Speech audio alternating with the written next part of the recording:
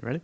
Hey, good morning, everybody. It's July 13th, 2023. I'd like to call the business meeting of the Governing Board of the South Florida Water Management District to order. First on the agenda is the Pledge of Allegiance. I'd like to ask Mr. Butler if he'd lead us in the Pledge of Allegiance, if you'd all stand and face the flag.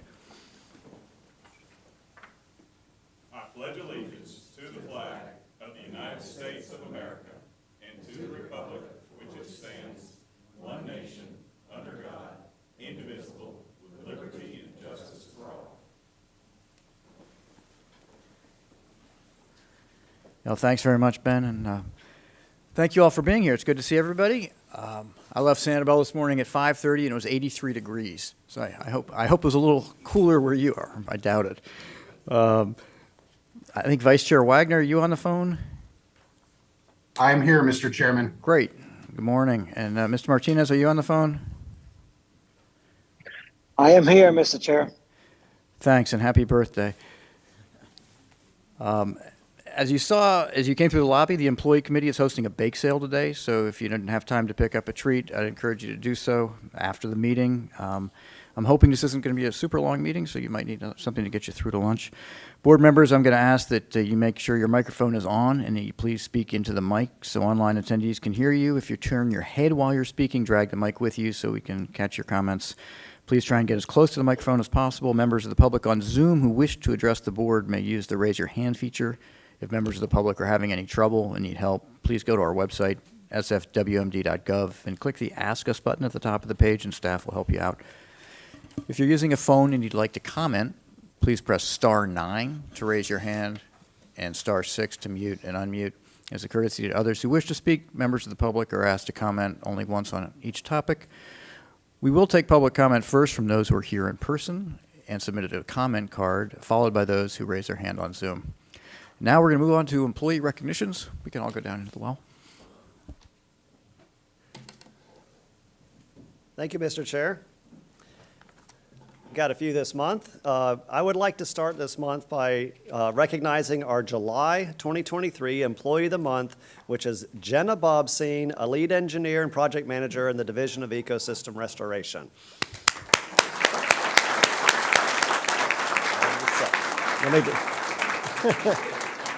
I'm going to brag about you a little bit first, but I wanted to clap. All right, so Jenna, project management at the South Florida Water Management District is like a cornerstone of a lot of what we do at the district because we get projects done, right? That's what we're doing. And so valuable project managers that can make these things happen are critical, and Jenna is one of these folks. Now, Jenna works on projects in the Northern Everglades and Estuaries Protection Program, and she has 4 projects that she's responsible for. Important projects, I might say: the Lower Kissimmee Stormwater Treatment Area to help Lake Okeechobee, the Four Corners Rapid Infiltration Basin to help the Caloosahatchee Estuary, the innovative phosphorus removal system on the north shore of Lake Okeechobee, and a new treatment system for Taylor Creek Nubbin Slough on Williams Branch. Yes, 4 different projects that she's navigating all the hurdles to get them done. And the reason she's getting July 2023 Employee of the Month is because the Four Corners Rapid Infiltration Basin project is done, pumping, helping the Caloosahatchee Estuary. We got a celebration on that next week. But Jenna is the project manager that helped get it done. And project management entails procurement, budget, permitting, construction, engineering, community engagement. So many things can pop up and make projects hard to get done, and it takes a project manager like Jenna to make sure we get to the finish line. So that is why she is our July Employee of the Month. Congratulations, Jenna.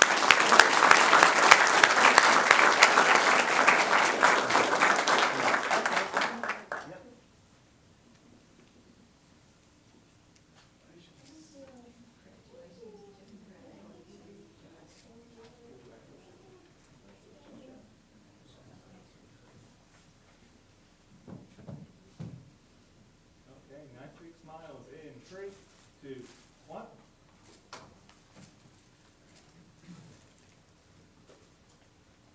Thank you very much. Thank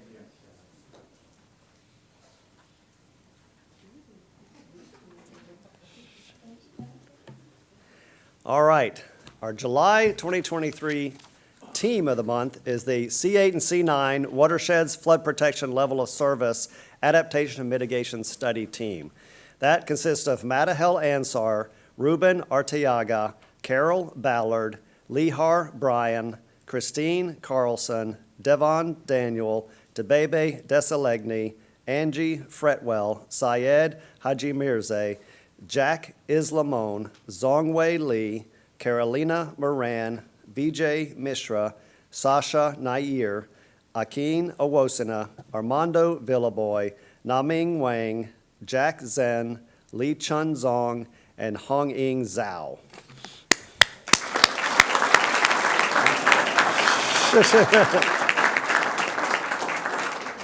I'd also like to recognize some contract team members we have that really have contributed to this as well, which is Francisco Pena, Nicole Cortez, Ann Springston, and Shahana Mona.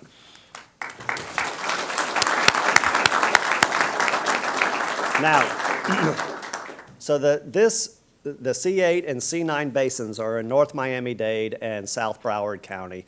And they are major canals that serve communities for flood protection.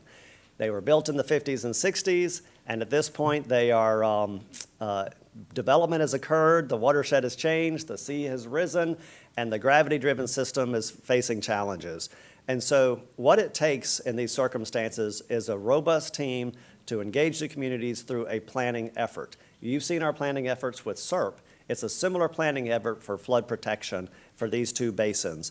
And so this team brought the technical expertise, the community engagement, all the tools, resources, data, modeling to the table to have that good, robust planning process with the communities, with Miami-Dade County, Broward County, South Broward Drainage Districts, the municipalities, stakeholders, consultants, all of them through a public process. 40 different technical workshops, all culminating in, I think it was last month, presenting the final plan to these communities with all the projects listed, whether that's pump stations, canal conveyance changes, green infrastructure, dispersed storage, a huge suite of projects, all well-defined, well-justified, that the community likes, right?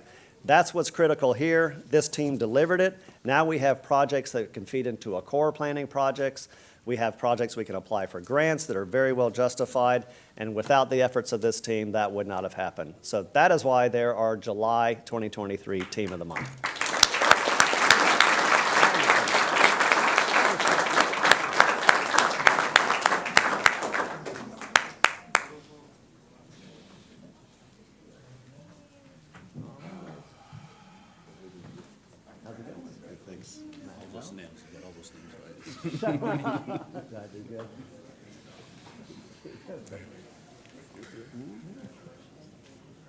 Yeah, come on.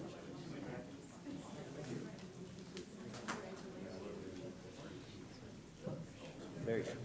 You bet. Yeah. Good job.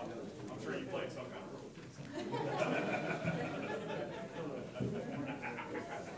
He did. You have to work on it.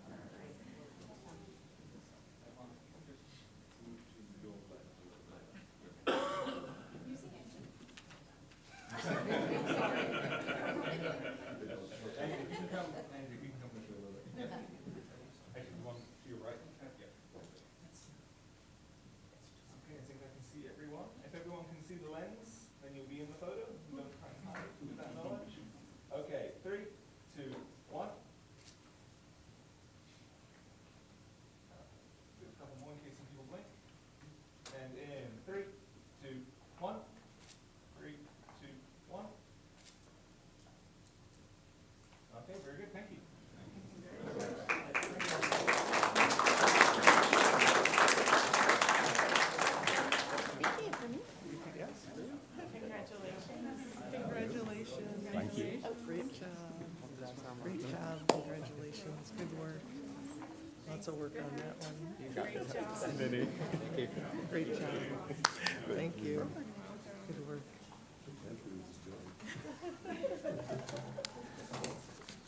All right, Mr. Chair, I have a service award recognition. 30 years, Stephanie Olson. She's a principal scientist in our Division of Ecosystem Restoration. Thank you for your 30 years, Stephanie. Stephanie came to us in 1993, and she went straight to the Okeechobee Service Center. And she's been working Northern Everglades, Southern, EAA, everything around Lake Okeechobee ever since. And if you know Stephanie, she is like one of the smartest people at the district because she knows everything that's going on around Lake Okeechobee. She's been dealing with the science and the data. She's been there for 30 years. So it has been through modeling, scientific data collection, data analysis, understanding what's going on in and around the watershed. She's even gotten involved in fertilizer application rates, understanding the right kind of application rates so you're not putting too much down for the protection of our water resources. She first started in the Surface Water Improvement Management Program, SWIM, which has evolved into the Lake Okeechobee Protection Program and BMAP programs. In fact, you guys know her because when you first started as a board, she presented to you the data that she knows and has in her head around Lake Okeechobee. And when I first came here, I was like, hey, we need more data up in the watersheds, don't we? Let's get some more data. Where would be good places to monitor? I mean, it was like a couple of days. Stephanie said, we're right here.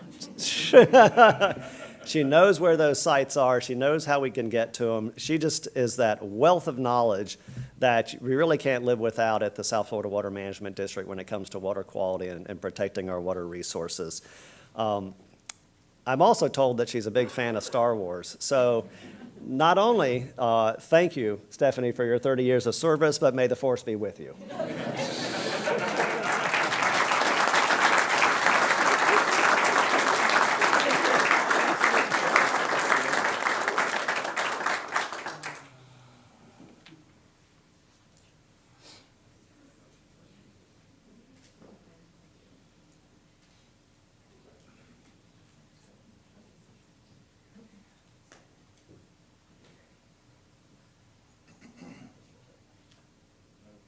Nice big smiles in 3, 2, 1.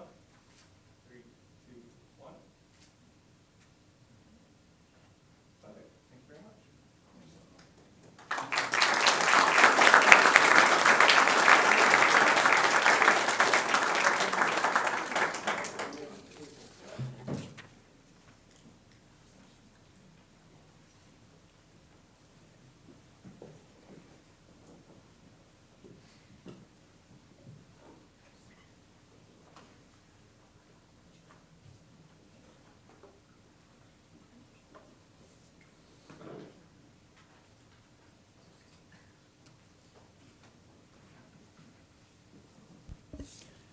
Now, thanks very much for doing that, Drew, and thank you to our incredibly talented employees here.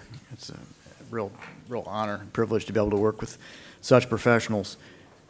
We're going to go on to agenda revisions. Rosie, are there any changes to the agenda? We have none, Mr. Chairman. Great, and now we'll go to abstentions by board members. I'm going to start with you, Mr. Bergeron. Do you have any abstentions? No. Thank you. Mr. Steinley? None. I have none. Colonel Norman? I have none. Ms. Meads? None. Mr. Butler? I have none. Thank you. Vice Chair? None. Thank you, Mr. Martinez. None. Thank you. We'll move now to the Audit and Finance Committee report. Chairman of the Audit and Finance Committee is Mr. Steinley.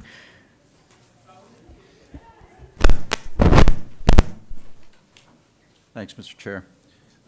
We met April 13th, and this is the Audit and Finance Committee report to the Governing Board.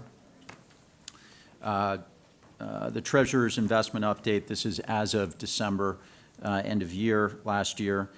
Portfolio balance was $554 million. We earned $1.8 million on our investments. The investment allocation was 58% invested, 48% in cash and cash equivalents. Remember, the target is 70% invested, 30% cash. We'll give you an update on that. Heavily tilted in the operating account with $231 million in earning, which is 42% of the portfolio, earning only 1%. This obviously is based on the fact that cash rates are low from banks right now. So we wanted to take advantage of higher yields offered. So in February and March, staff invested about $110 million in short-term money market funds, earning an average yield of 5%. So that gave us about $460,000 a month in earnings. And so we're in a situation now with an inverted yield curve where shorter-term investments are earning higher yields than longer-term. So investing in the money market funds allowed staff to capture higher yields in the operating account. That difference is 4% or about $370,000 per month, so significant, while maintaining daily liquidity. You know, the only comment I'd make on the margins here is that in the past couple of days, the SEC has changed some rules on fees related to liquidity, so I just asked staff to stay on top of that. Moving on, strategy was kept to a minimum daily balance, was to keep a minimum daily balance in the operating account to cover increased expenditures, which are project costs, to maintain a tight cash balance and garner higher yield overall while maintaining liquidity. So after the new allocations, our yield on cash and investments increased to 2.2% in March of '23 versus about 1.4% in December of '22. The cash alone was earning 3.4% as of March '23 and 4.23% in April '23. So we'll keep laddering up versus about 1% at the end of the year. And as of April '23, the investment split was in target range at 70% invested and 30% in cash and cash equivalents. We discussed mitigating risk by using a qualified public depository, which is required by law for the operating account, the need for staff to keep a tight cash forecast due to rapid turnarounds and higher project costs, while making the most of the inverted yield curve by investing in short-term money market funds, keeping a minimum daily balance in the operating account to increase interest earnings. And then lastly, we talked about the process of selling long-term investments if needed in the future, and possible strategies for consolidating and selling long-term bonds when rates go down in the future. So the committee asked staff to bring future strategies to the board prior to changing the hold to maturity for long-term bonds. Moving on to the Inspector General's audit report. The Inspector General presented 3 reports to the committee for approval. The first was the audit of fleet maintenance and operations. The objective of this was to determine whether there was an adequate process in place to ensure fleet maintenance operations were performed effectively and efficiently. The audit found that overall there was a process in place to ensure fleet maintenance operations were performing effectively and efficiently, that vendor selections appeared to be justified. Although there was a process in place to ensure preventative maintenance was performed on vehicles and equipment, there were no written policies outlining the time frame for preventive maintenance for when preventative maintenance should be completed. So only about 58% of all the repairs were planned. We had 42% were unplanned, and the district's aging fleet was a significant impediment, continues to be an impediment to achieving the fleet work orders goal of 80% planned and 20% planned. So that's something that we're working on. Fleet technicians were charging time worked on fleet maintenance to fleet work orders. The audit had 12 recommendations, and management concurred with all of them. The committee discussed the impact of the unplanned emergency repairs, on staff productivity and whether funds were available in the budget to replace the older vehicles, staff's difficulty obtaining parts in light and medium-duty vehicles due to the state of the industry. And we moved on to the second audit, which is the audit of Governmental Accounting Standards Board Statement, number 87. That's GASB 87 implementation. The objective of this report was to assess whether the requirements of GASB 87 have been adequately addressed to ensure district leases are fairly stated in the district's financial statements for the fiscal year ending September 30th of '22. The audit found the process developed for reviewing district contract agreements was sufficiently designed to capture the relevant data from district agreements to ensure reasonable assurance of complying with the provisions of GASB 87. That essential agreement data pertinent to GASB 87 was sufficiently captured in Excel spreadsheets developed by accounting, and methodology used to establish the discount rates appeared reasonable and appropriately reflected the criteria contained in GASB 87.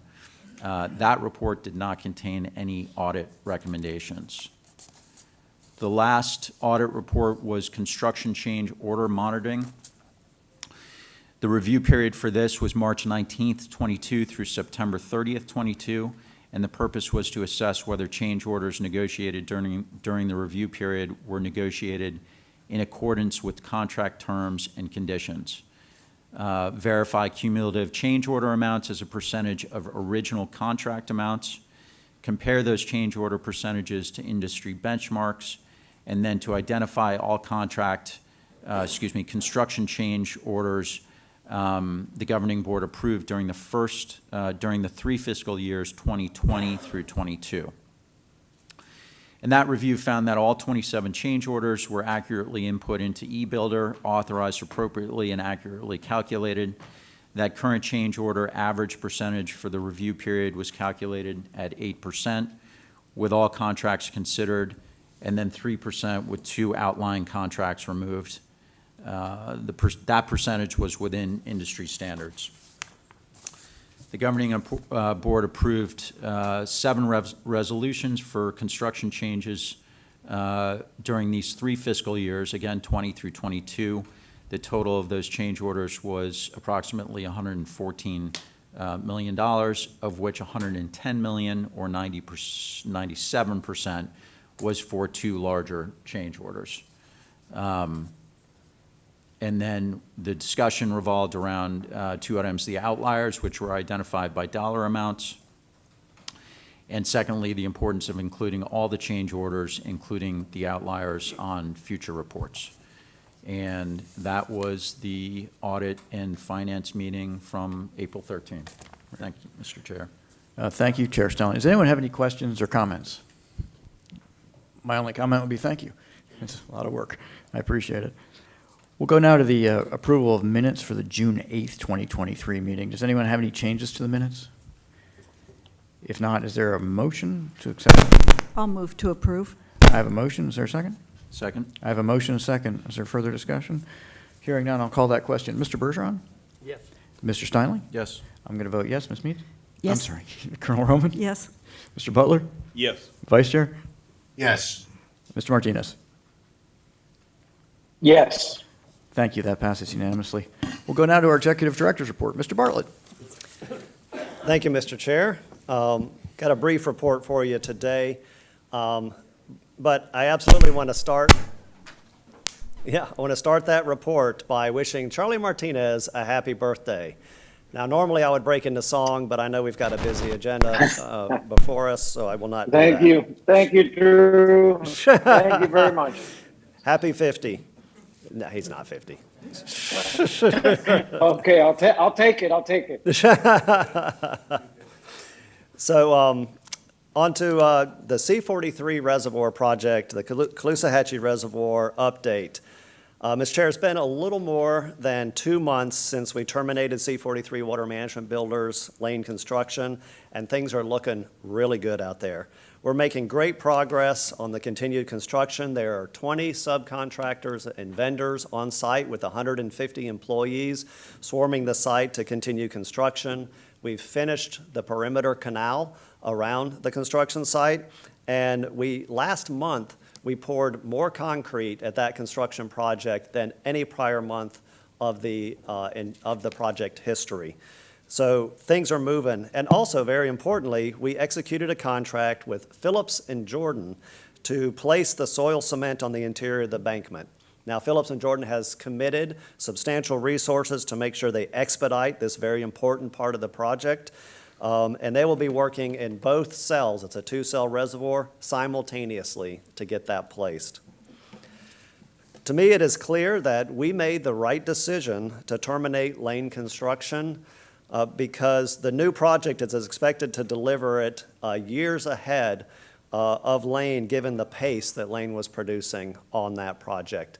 That's multiple wet seasons that will have the project available to us earlier rather than later.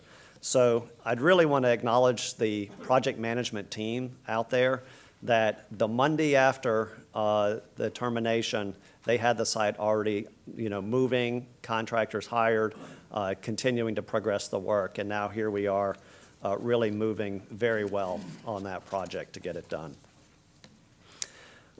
The Western Everglades, restoring the Western Everglades is also very important, and as you know, the Corps of Engineers is advancing a Western Everglades planning project. At the last board meeting, I talked to you about the North Feeder Stormwater Treatment Area, and that there was a question inside the Corps as to whether that was a necessary part of the project.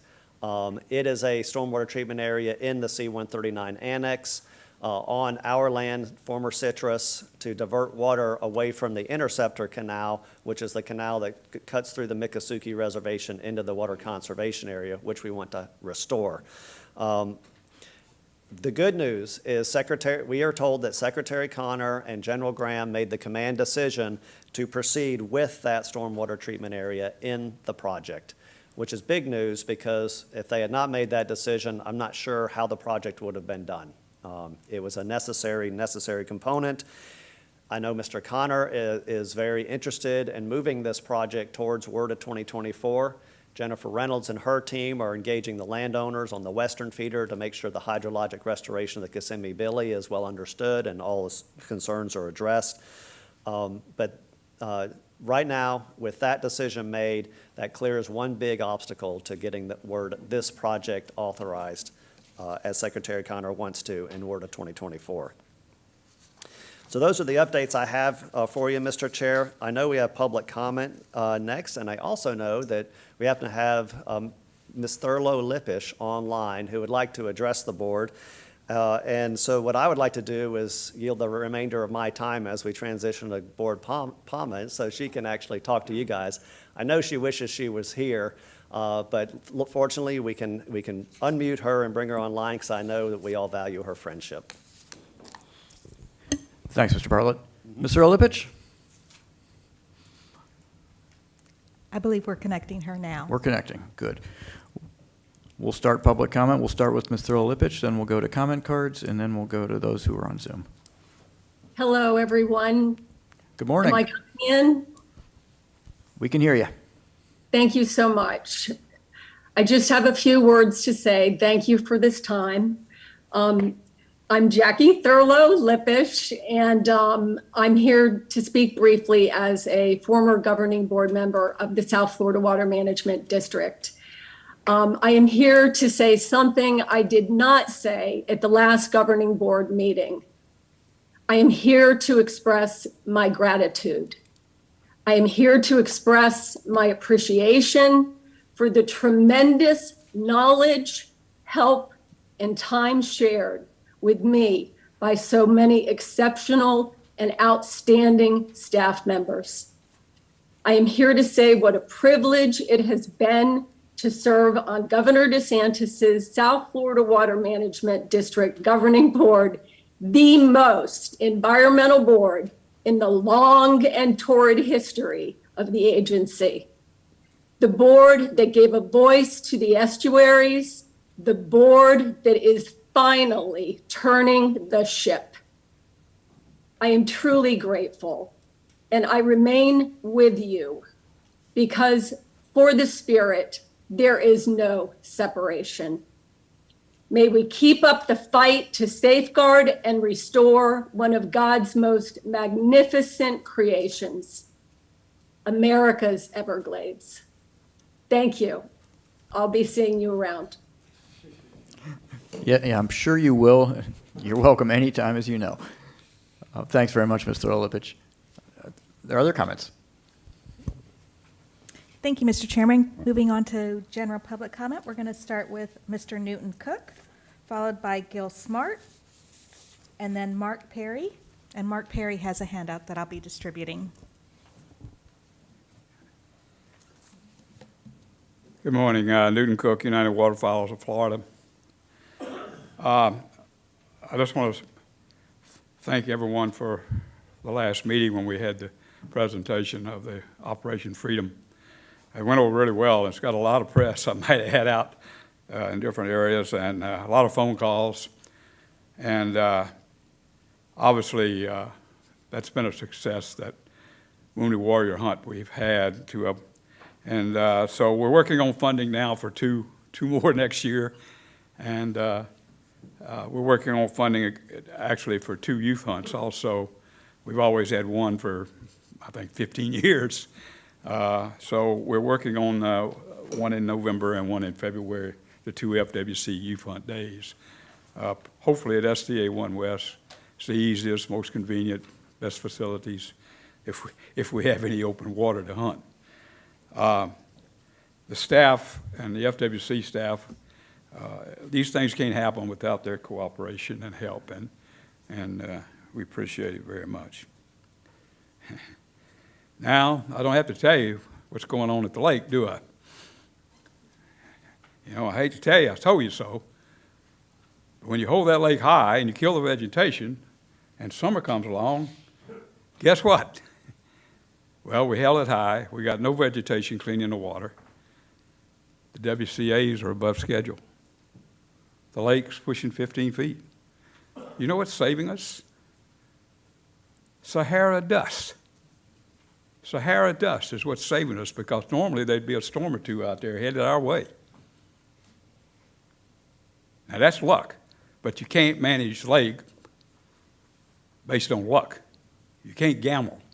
And Lonesome is a gamble every year, because the lake has been managed according to Lonesome, as mentioned by the Colonel, since the winter.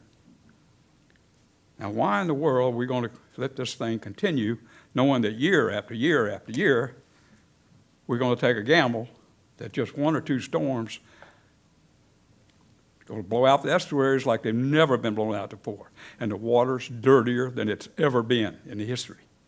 Why is it dirty? There's no vegetation. Why is there no vegetation? Because the lake is held too high, over 15 feet, month after month, year after year.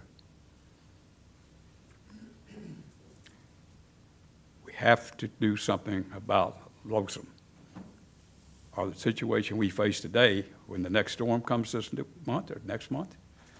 It's going to be 10 years from now, because that's about how long these schedules last. Thank you. Thank you, Mr. Cook. Mr. Smart is recognized to speak. Gil Smart, followed by Mark Perry, and then Caitlin Newcamp. Good morning, board members. My name is Gil Smart. I'm Policy Director for Friends of the Everglades, founded in 1969 by Marjorie Stoneman Douglas and based in Stewart. As of this morning, as you just heard, Lake Okeechobee stands at 14.88 feet, nearly 2 feet above where it was this time last year, and blue-green algae blooms cover a significant portion of the lake. Toxic algae is coagulating in the Caloosahatchee, even though no lake water is being released there. Everything coming down the pike is local basin runoff. If that changes, if the Caloosahatchee and the St. Lucie get water and algae from the lake, we're looking at another environmental catastrophe in the estuaries. In light of this, it's impossible not to note that you're missing somebody up there on the dais this month. During her 4 years on the governing board, Jackie Thurlow-Lippisch provided a vital service to the public, working to make lake and STA operations intelligible to the layman. Water management, Everglades restoration, and everything else undertaken by this board can get real inside baseball real fast, leaving the public, which pays the taxes to support it all, out in the dark. But all residents of South Florida deserve to understand how their water is managed and how their tax dollars are spent. Their future relies on it. Our future relies on it. Jackie was also a tireless advocate for the community, her community along the St. Lucie River, for the Everglades, and for clean water in general. Frankly, we believe boards like this one need more Jackie Thurlow Lippishes. Instead, we've got one less. As such, we'd ask those of you still sitting up there on the dais to pick up the torch. Keep the public in the loop, ask questions even when it means more work for staff, ask questions even when the answers aren't easy, especially when the answers aren't easy. And if and when the usual suspects try to sneak through lousy legislation like Senate Bill 2508, speak up and speak out. Particularly with all that algae on the lake, we need more people asking questions and demanding answers in language the public can understand. Thank you. Thank you, Mr. Smart. Mark Perry is our next public commenter, followed by Caitlin Newcamp, and then Matt DePaulis.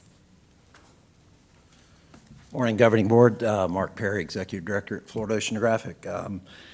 Just the warm air temperatures are record-breaking these past couple of days. Especially, we're concerned about, of course, the warm water temperatures. They're exceeding sometimes 90 degrees down in Florida Bay, and not only affecting our coral reefs and issues like there, and are also concerned about seagrass habitat and how that might be affecting.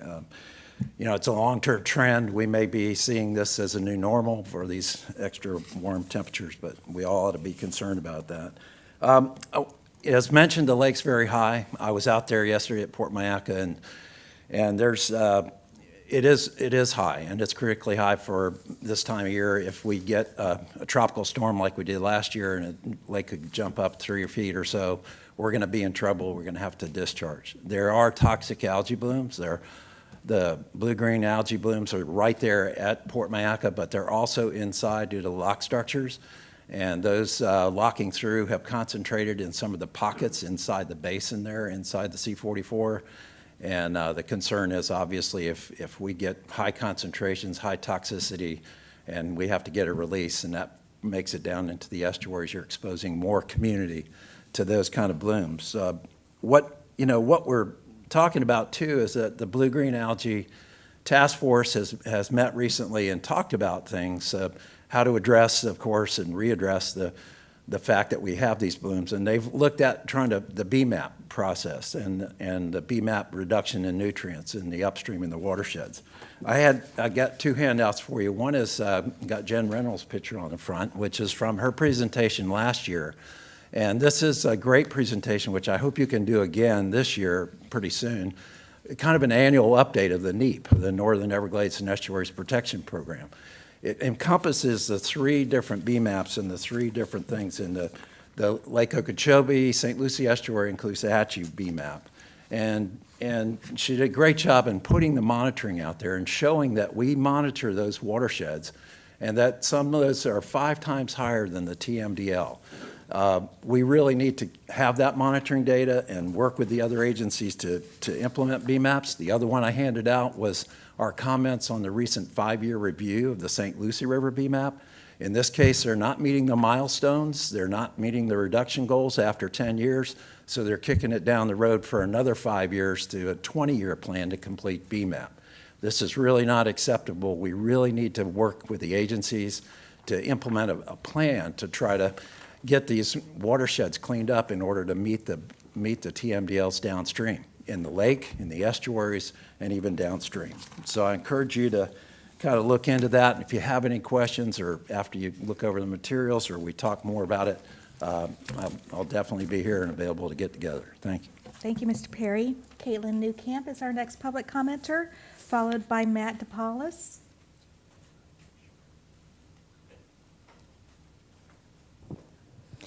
Good morning, Governing Board. Caitlin Newcamp, Everglades Policy Associate with Audubon, Florida. I'm going to just reiterate some of the concerns expressed just now. So with Lake Okeechobee levels being concerningly high, we feel the need to reiterate some of our concerns with respect to water quality and the implementation of basin management action plans. With the recent record temperatures warming the ocean, we are more likely to get a tropical storm this summer. And since the lake is still above 14 feet, heavy rains will create safety concerns, requiring discharges that contribute to harmful algal blooms as a result.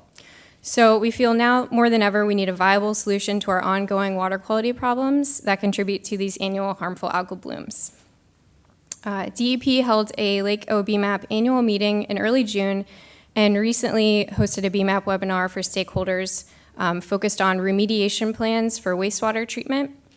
And as you know, BMAPs are important blueprints to reduce pollutants and meet restoration goals. The Northern Everglades BMAPs were updated in the last few years.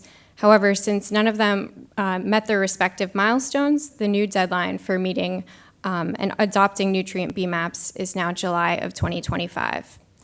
So we need bold action and effective plans with a focus on source control in both urban and agricultural areas, dispersed storage, and nitrogen and phosphorus pollution reduction projects, together with the enhanced monitoring to accurately assess progress to meet nutrient reduction goals. And Audubon is here to support you all, as well as DEP and FDACS to achieve this goal. We're grateful for your recent work with the Army Corps to develop storage strategies, especially north of the lake, including LOCAR. However, we believe much more is still needed, so we ask that storage and treatment strategies are considered and expanded across the BMAP basins to slow and clean water. Next, persistent sources of nutrients should be addressed, especially from agriculture. For example, the St. Lucie BMAP presents agriculture needing to do the majority of nitrogen and phosphorus reduction, yet it fails to mention how we will get there. We suggest a higher level of oversight and monitoring while strengthening best management practices in coordination with FDACS, both of which are in line with the governor's priorities set out this year. Targeting agricultural runoff is necessary to get closer to BMAP goals. In addition, projects that reduce nutrient impacts to receiving water bodies should be prioritized across the district and in the various grant award processes. Finally, advocating for meaningful improvements in stormwater legislation and enforcing permit terms will address another source of our nutrient problem. So Audubon is poised to collaborate with you all and the other agencies to improve the efficacy of BMAPs, and we'll be happy to discuss any of these strategies in more detail. Thank you for your involvement in the BMAP process and your attention to nutrient reduction goals throughout the greater Everglades ecosystem. Thank you. Thank you, Ms. Newcamp. Matt DePaolis is recognized to speak.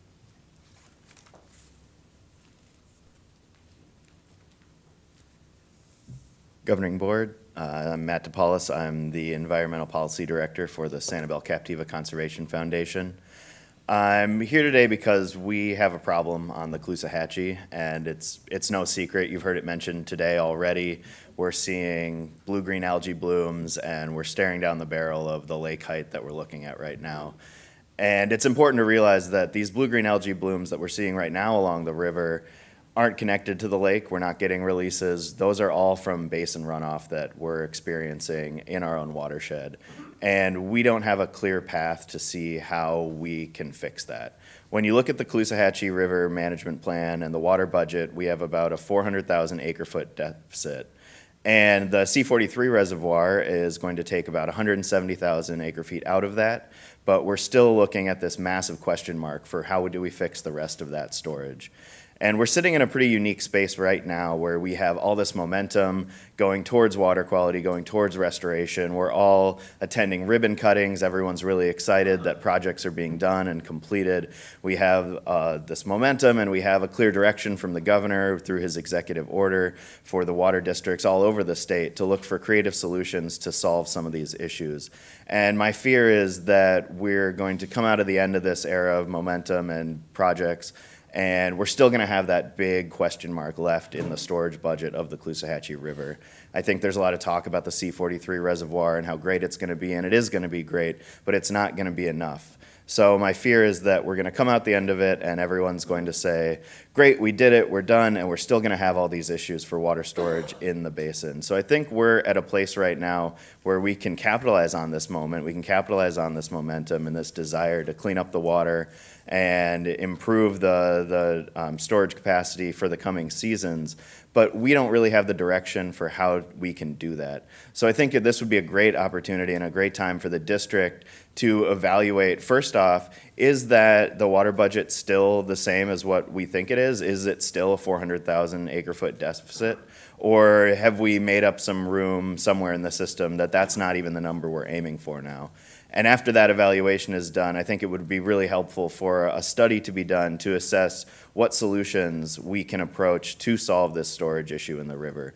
Is it 2 more C43 reservoirs, or are there other more creative solutions that we can build on this river to achieve those storage solutions while also engaging communities, making people excited about the prospect of completing this water budget and not as hard of a sell as another 2 giant reservoirs somewhere along the Caloosahatchee would be. So I would ask the district to direct staff to complete a study and an evaluation like that, so that we can continue this process of cleaning up the Caloosahatchee and making our watersheds more resilient throughout this. So thank you for your time today. Thank you, Mr. Topoulos. Switching now to our virtual participants, we're going to start with Ryan Rossi, followed by Nyla Pipes. Mr. Rossi, recognized to speak. Good morning. Can you hear me okay? We hear you, Mr. Rossi. Okay, perfect. Thank you so much, and thank you for your time. This is Ryan Rossi with the South Florida Water Coalition. I just wanted to make a very brief mention of a recent report that I saw regarding Florida's water supply. I think it came out yesterday, as a matter of fact. The report indicated that Florida might be running out of fresh drinking water, mainly due to how many people have moved and are projected to move to the area. Of course, I believe it's a little it's a little alarmist to suggest that we're going to run out of drinking water, but I do think it raises some concerns myself, and I know others have been suggesting for a while. I don't doubt that the South Florida Water Management District and other water managers have supply plans in place to accommodate changes, but I do worry about what we don't know. As an example, I don't think that anyone thought this many people would move to South Florida in such a short span of time. I think we've seen something like nearly a 2% increase in how many people have moved to South Florida just since the start of 2022. And that's the National Association of Realtors that released those numbers. That being said, there's other things that we don't know.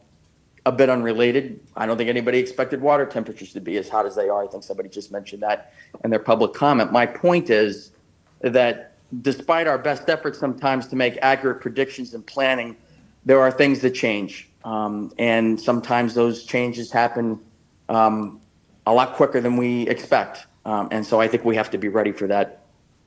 So I just want to urge the district to watch carefully, as I'm sure that you already are, what's happening, and hopefully have plans established that will help give this area confidence that our water supply is always going to be readily available despite the changes that I think we're all experiencing and might happen as we go forward a couple of years down the road. Thank you for your time. Thank you, Mr. Rossi. Nyla Pipes is recognized to speak, followed by Richard Weisskopf.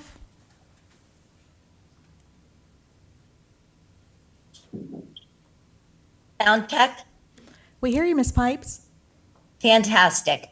Nyla Pipes, One Florida Foundation. You've heard time and time again from many that Lake Okeechobee is too high at 14.88. And it will not surprise anybody that I am in agreement with that. However, I want to point out something that I think should be incredibly obvious to all of us. I know we're still operating technically under LORS 2008, but the truth of the matter is what we're getting right now is a glimpse of what LOSM operations are going to look like. We, under LOSM, know that we're going to run the lake up too high far too often. And many of us have said, if you run the lake high, you end up with a dirtier, more algae-filled lake. Guess what? That's exactly what's happening. So forgive me, but I find it a little bit disingenuous and frankly dishonest for so many who have advocated for running Lake Okeechobee too high through their advocating for LOSM to now wring their hands in fear about the discharges that we're going to get. It's just what's going to happen more and more under this plan. I think it's really important as a governing board that we do a lot of public education at this point.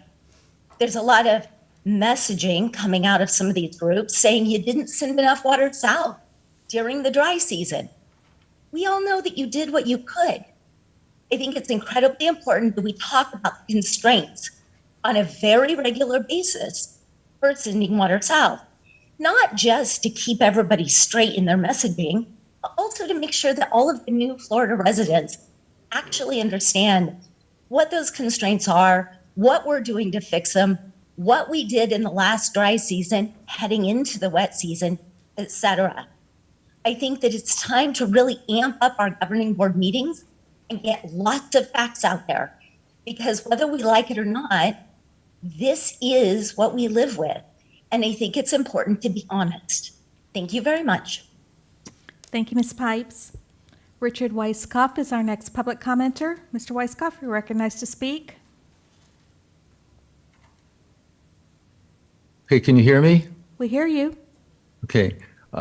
This is Rich Weisskopf, and I am not representing any kind of group or contractual connection with the board. I'm just a groupie of the board, and I usually open the board pages, and I was surprised a few weeks ago to see that Jackie's picture had been dropped so quickly from the list of other distinguished people. So I asked myself, how could the board possibly meet on July 13th without her? So I wrote a letter to all of the governing board. I haven't got anything back, but maybe I'll get some response. But I'll tell you what I wrote.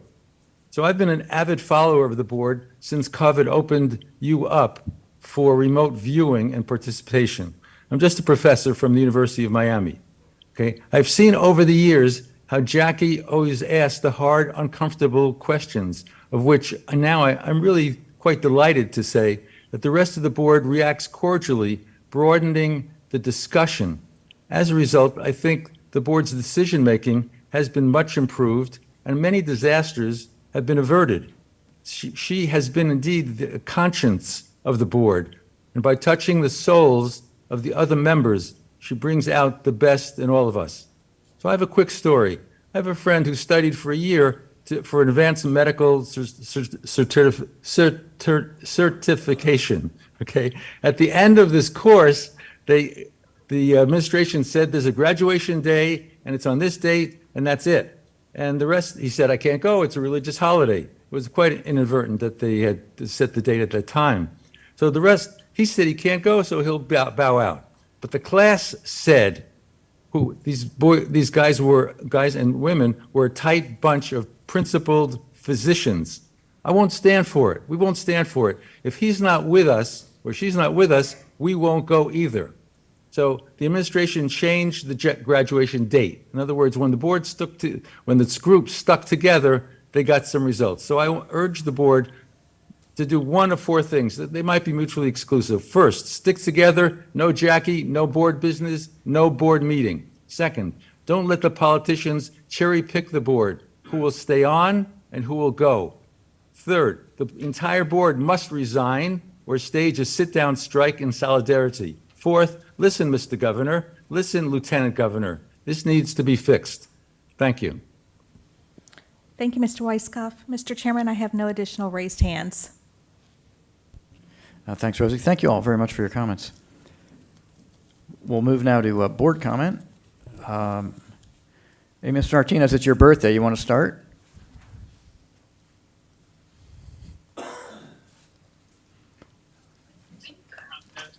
Thank you very much, Mr. Chair. But in order to celebrate my birthday, I'm going to have no comment. And many more. Thank you, Mr. Martinez. Vice Chair?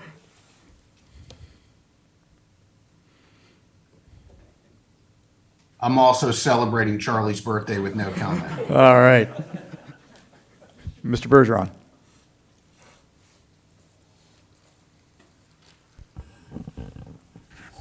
Thank you, Mr. Chair. First, I want to thank our staff, and I want to thank the leadership of Drew, recognizing every meeting the importance of all of the people that work here and the talent and what they do for nearly 10 million people here in South Florida. I think that's great to recognize the importance of everything they do, and I want to thank you, Drew, for doing that every meeting. I want to thank the governor and the legislators for the funding they've provided for the largest environmental restoration in the history of the world, giving us the opportunity to succeed in Everglades restoration, because the journey of water is the life of Florida. For all of us, the most important resource on the planet. Also, I want to thank staff for your leadership on the C-43. That's quite an undertaking. And I really like the way you have moved forward in basically keeping the majority of all the subs in place, adding additional resources. That project is so important to continue to go forward. I am going to ask later on for Colonel Reynolds to give me an update on the Tamiami Trail and what's going on down to move more water south. Extremely important to start minimizing these high water events that, if you look back decades, and I've said this before, and I try to gum it down so the public can understand that the Everglades is half the size as it was originally. And the half that's been drained is flowing into the half that we chose to save when we drew a line in 1948 and drained half the Everglades. So these high water events are going to continue to occur until we build more reservoirs and we get more water moving south. And I want to thank staff for moving projects down on the Tamiami Trail. And I want to compliment what we've done over the past 4 years in regards to moving more water south with the seepage wall, removing the old Tamiami Trail. And we're working, Drew and myself have been working with the Cape Sable Sparrow, shutting the S-12s 9 months out of the year, as well as the 343A and B and 344. All this water needs to be moving south. And we're working on that issue because that particular species is extirpated in that particular zone. So I don't think we need to be altering the environment, altering modified water delivery, moving water south. So we're continuing to work on that. I will say that as we move forward with Everglades restoration, WARP, in the wildlife corridor, that we need to make sure that whatever we're doing, not only in that geographical area, but in the global Everglades, that whatever projects that we are bringing forward, that we need to make sure that we're not destroying a natural habitat in the name of restoration, no matter where these projects are in the global Everglades. We need to make sure that our leadership and vision is selecting areas that's already been altered, whether it's a cow pasture, an orange grove, a cane field. We need to work with our federal partners and make sure that we're never destroying a natural environment in the name of restoration, and especially when we're in the wildlife corridor. I do have concerns about the water levels in Lake Okeechobee, as well as the Central Everglades, and I'll try to address that when we get it. John comes up in his report. So thank you, Mr. Chairman. Thank you, Mr. Bergeron. Mr. Steinle. Thanks, Mr. Chair. Let me just stretch over here. Oh, I want to say something about Jackie. Her leadership, I've sat beside her here, and she's an inspiration to me, and I know all of you. Not only her passion in speaking truthfully to the public, but how she educated herself in such a highly technical engineering feat that we're dealing with. And I've never seen anyone with such leadership and such passion.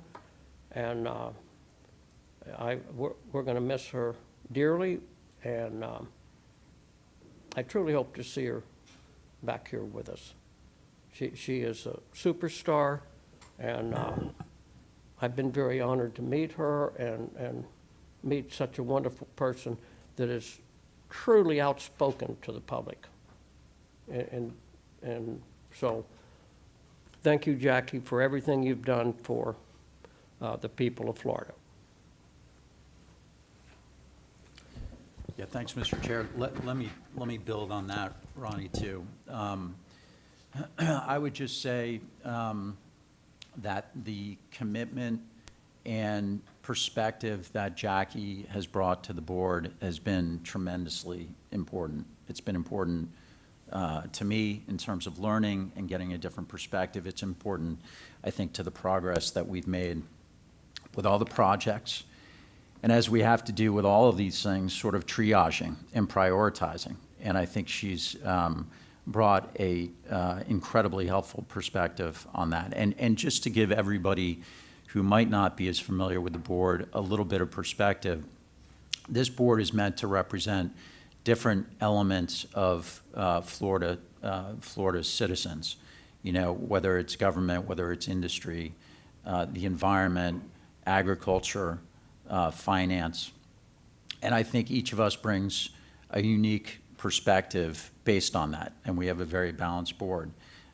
Depending on, you know, our jobs, daytime jobs, depending on our families, depending on health, you know, we all have a certain amount of time that we can focus and volunteer. And I think Jackie has been able to dedicate this a significant portion of her time here on the board to the causes that we all find that we're dealing with. So while I still hold hope that I'll be able to sit next to her up here and continue to learn and have the privilege of working with her, I do want to thank you, Jackie, wholeheartedly for your service on the board. We certainly appreciate it. Colonel Rowan. Thank you, Mr. Chair. I have a few items for the board today. First of all, I had a visit with James Evans, who's the CEO of the Sanibel Captiva Conservation Foundation, and his Marine Lab Director, Dr. Eric Milbrandt. We did a water and land tour of the area around Sanibel. And Councilwoman Holly Smith joined us for this tour as we explored Sanibel 9 months after Hurricane Ian. There were several things I learned during the visit, but the one thing that stood out during the time that I was on Sanibel was the fact that how mangroves really reduced some of the impacts of the wrath of Hurricane Ian, proving to me, or reinforcing to me, that mangroves are truly the superheroes of the seashore. And I think it's really, really important that as we move forward, that we look at what protections that we have with climate change and all the other things facing us, that we can seek out for our mangrove communities to keep them healthy and strong along our coastline. The other thing that was important during this visit was the fact that clean water is so important to the Sanibel community as they recover from the storm. And they're very, very concerned with the potential for harmful discharges that might be headed their way, just as they expressed during public comment. So I think that's something to take away. On a different subject, I joined Tate Vangello, the Everglades Foundation's Southwest Florida Literacy Coordinator, for an amazing K-5 teacher training session at Rookery Bay in Collier County.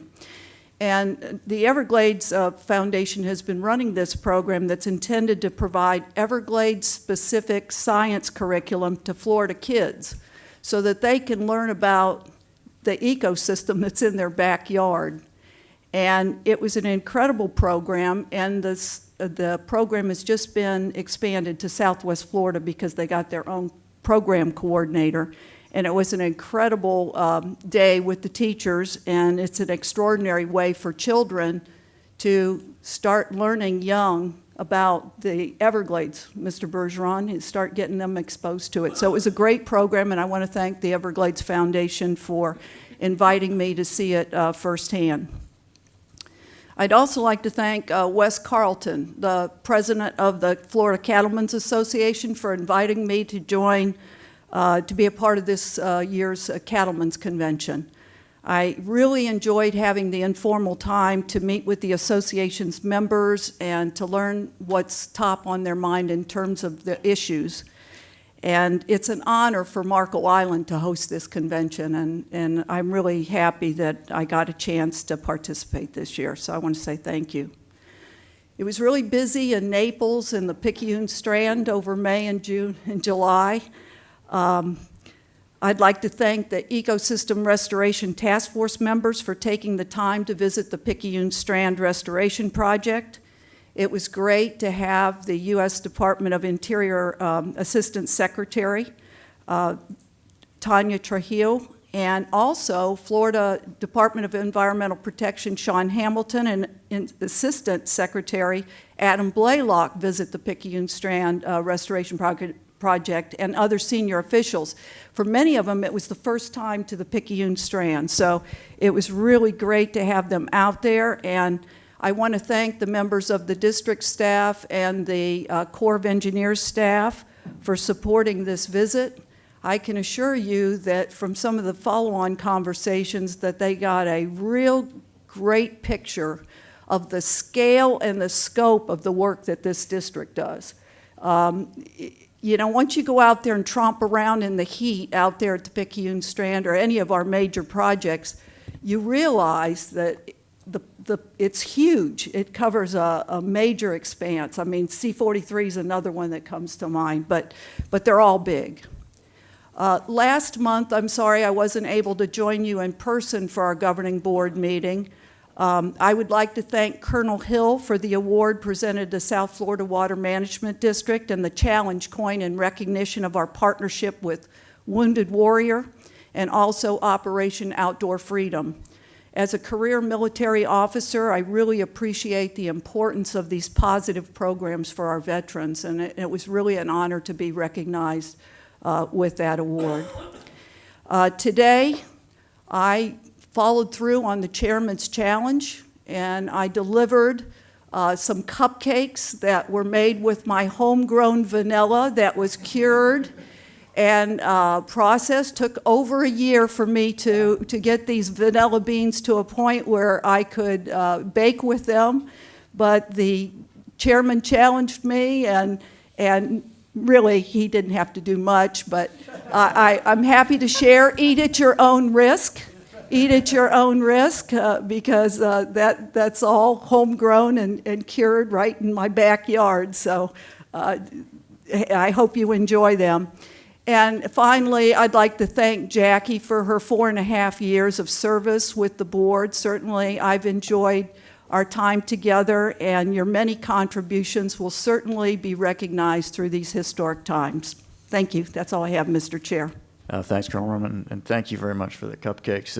It's an absolute labor of love to be able to make your own vanilla. It's incredible. Raised, home-raised Marco Island vanilla. Ms. Means? So I want to thank Mark Perry for his handouts. You know, I don't think any of us are surprised about this data 4 years ago when we sat up here and we were just learning and we're digging through these things ourselves. We started saying, well, wait a minute, look up there. You know, look at what is happening up there and look at what is coming into the waterways from up there. And so now that this has arrived, and I agree, it always concerns me when a document comes out and it doesn't have solutions, because that's, or next steps, because that's typically, especially in the science world, it's kind of why we did it. is to come up with, is it working, and now what are we going to do? But that's not the way these documents work, I've learned. A lot of times it's a report, and then we take that report and we come together and we sort that out. And you all now understand that this governing board and this the South Florida Water Management District couldn't do anything alone with this particular topic. So I just wanted to ask Drew, so now that we see where we are here, what happens next? You know, now that we know that we aren't where we need to be, what happens now between the triad to discuss what to do about it? That is a question with a long answer. I can tell you that as this board has challenged us, you know, we've got a role within the triad, as you called it, to bring projects, to bring those regional projects to the table, to bring all those things to the table to try to get at the water resources as hard as possible, while DEP and DACS work on the source controls, work on the permitting, work on the BMPs for agriculture. I mean, I'm happy to report that we recognize one today, but there are project after project after project that we are bringing to the table, and we're not resting. The storage reservoir, take Lake Okeechobee. There are a number of projects I mentioned with the recognition of the employee that we're trying to bring and put on the table for even more reductions and more restoration. I think there are even more projects that Jenna is not working on in that watershed to get things going up there.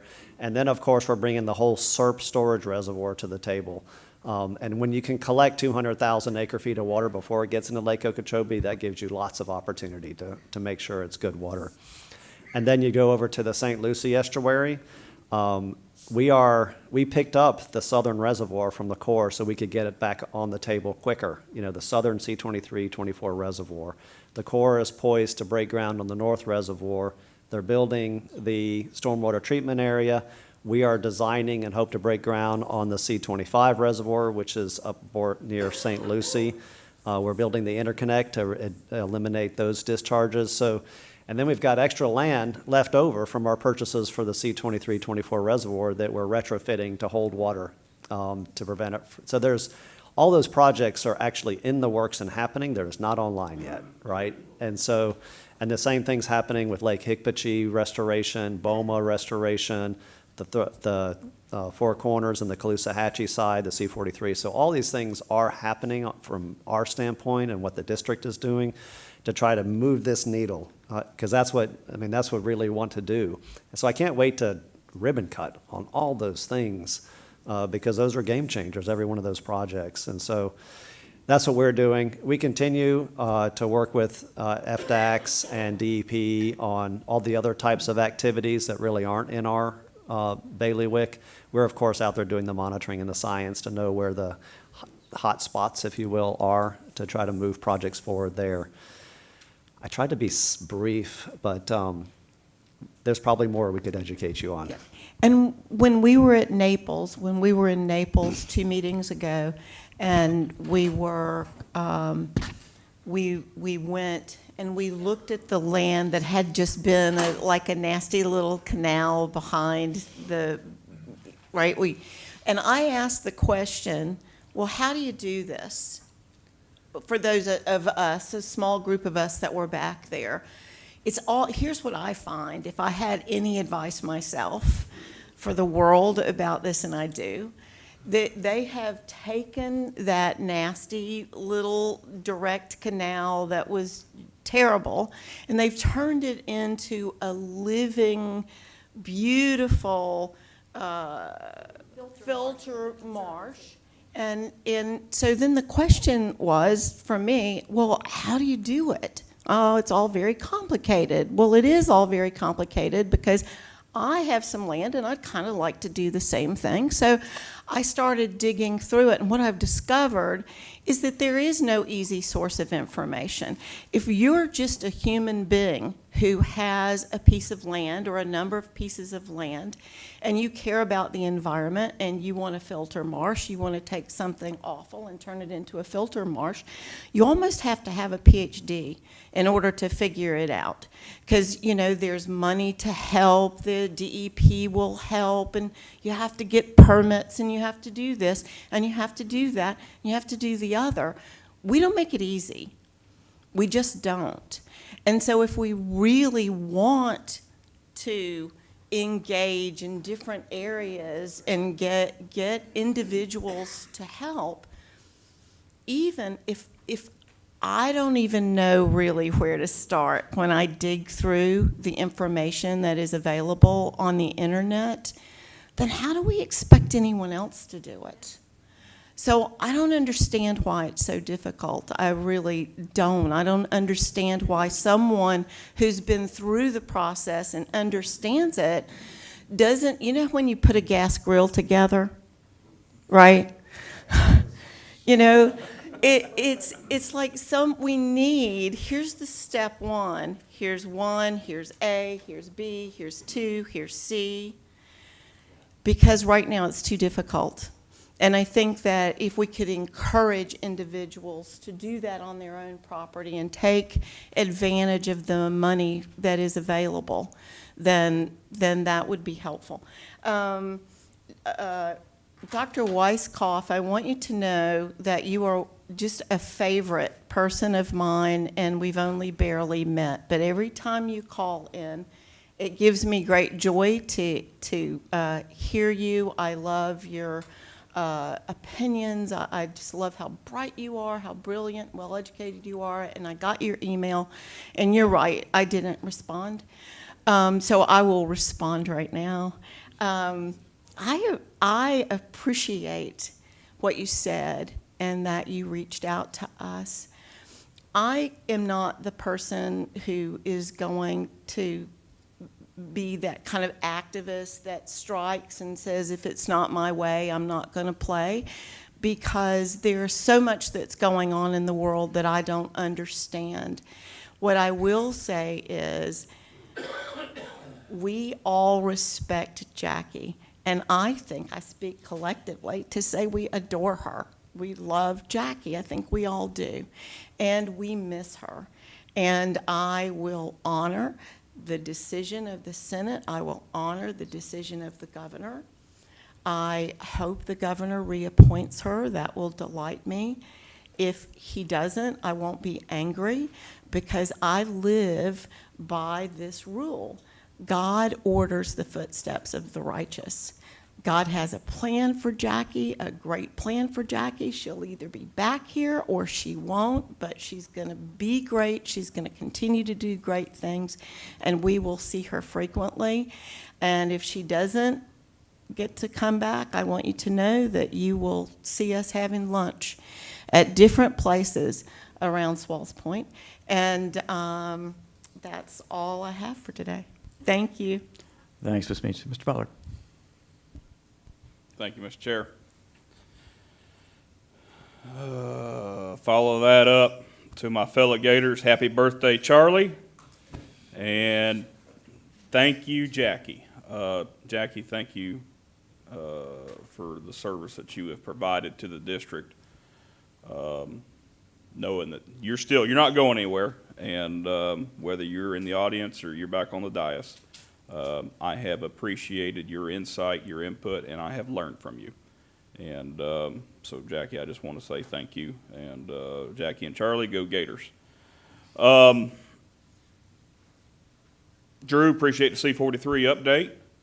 That the most concrete we have poured at C-43 occurred in the month of June, which probably had about 15 inches of rain, I'm going to guess.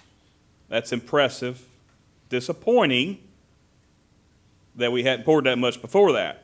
But that's impressive that we are moving forward, and we've heard today just how important this additional storage is for the health of our estuaries And I am glad we are moving forward to get that project expedited and encouraged, hoping we're knocking off a couple rainy seasons. I personally can't put a value on that. And I'm north of that basin. I can't imagine living in that basin, trying to put a value on getting this reservoir up and going sooner. So thank you for your leadership, Drew, and team in making that happen. With that said, C-44 reservoir, I encourage the Corps to look at that, do the same thing. Let's get C-44 fully back online. I would encourage the Corps to expedite their the projects they're working on to get C-44 reservoir.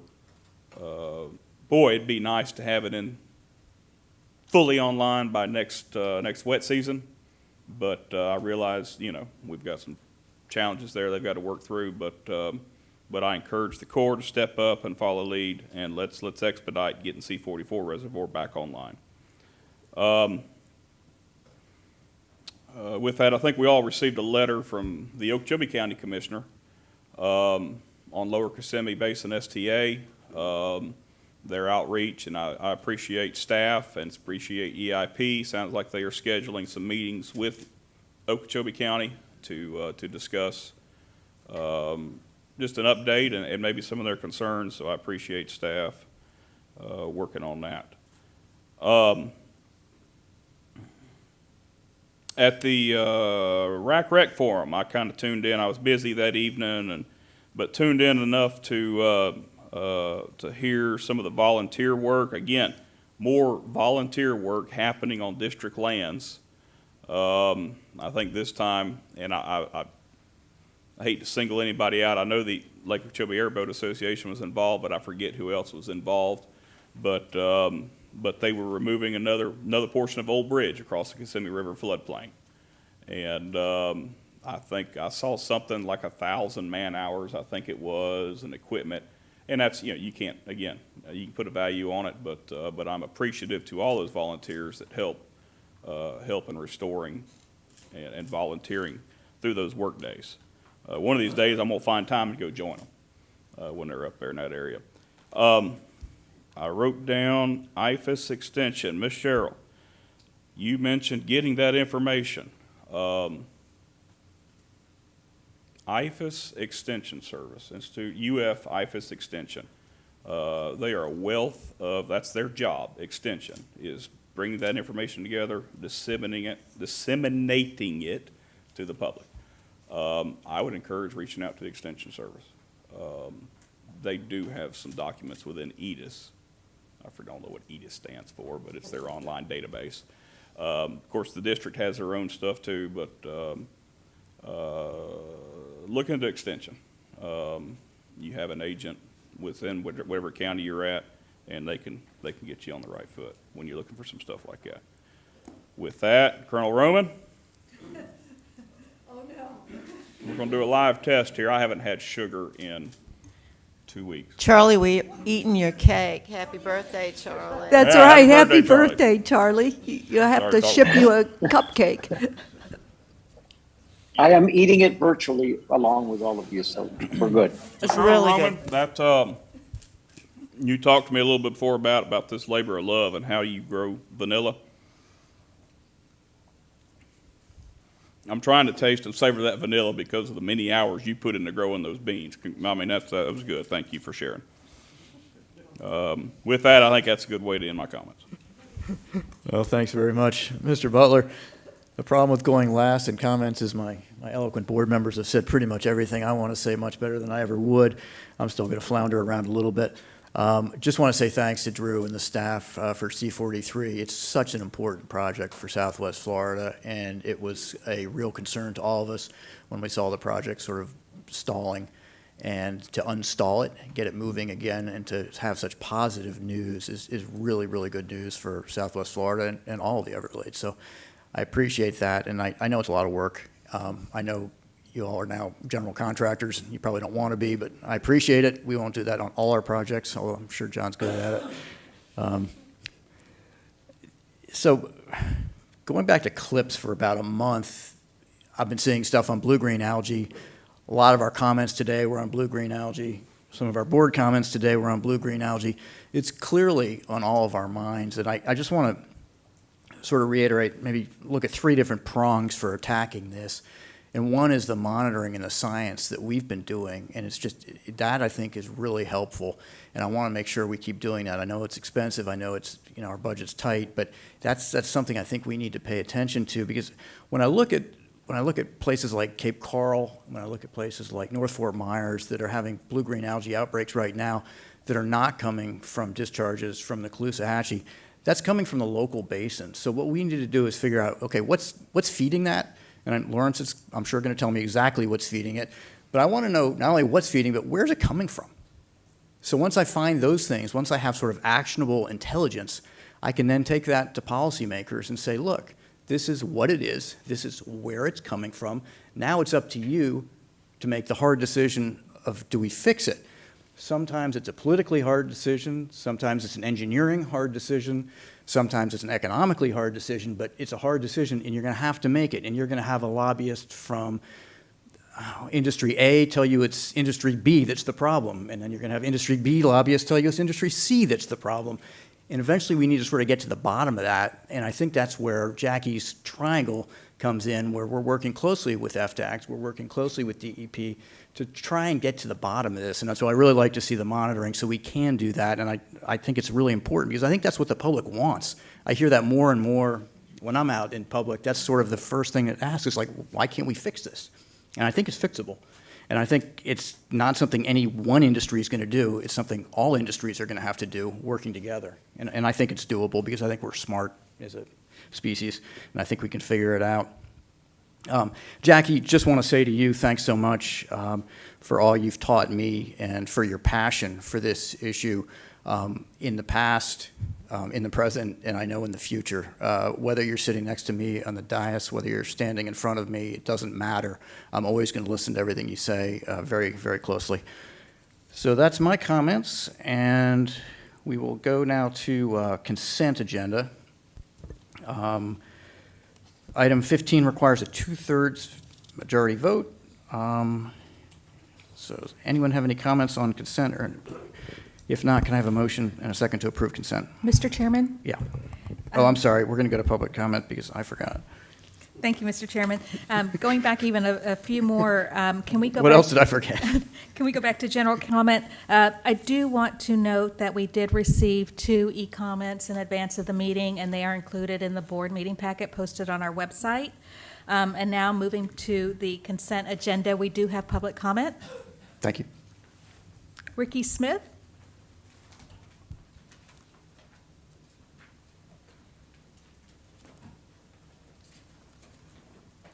Good morning, Board. As you know, I'm as nervous as I was in Naples. That hasn't changed, and I'm not good at this. I get on an airboat with 8 or 9 people, and I'm great. Don't bother me a bit. Here, look. But anyway, I'm just here to thank you guys. Thank the whole board for everything you're doing for us over there. I represent Captain Jack's Jungle Herbs, but really the whole city. You know, I mean, if we can't make this work, and listen, thanks to Miss Jennifer, to Miss Fincher, she's been working with our attorney some, Miss Lisa, Colonel Roman, we got to meet with her. She broke out a little bitty section of her busy day and spoke with us for a little bit. I can't thank you enough. And I know this is a very, very hard thing to make work. Talking with Miss Jennifer, she's got so many things going on, but I want to thank her and the whole staff and you guys. That's really all I got. Thank you. Thank you, Mr. Smith. And I have no more public comment and no raised hands. Thank you, Rosie. Thank you, Mr. Smith. Now we will go to board members' consent agenda. Item 15 still requires a 2/3 majority. Can I have a motion and a second to approve the consent agenda? I'll make the motion.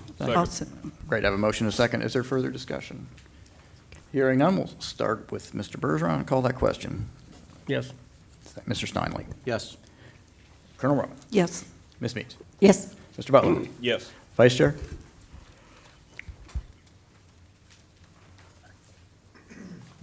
Mr. Martinez. Yes. I'm going to vote yes. Vice Chair, are you on?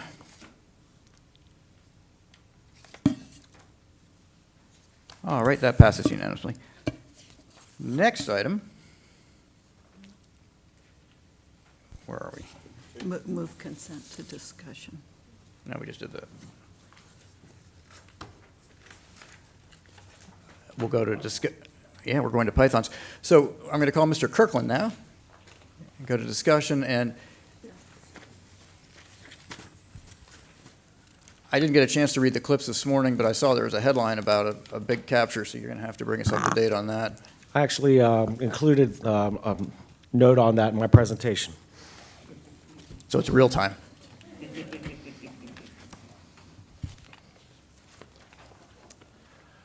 Hello, and thank you for having me. I appreciate the opportunity to speak with you all today.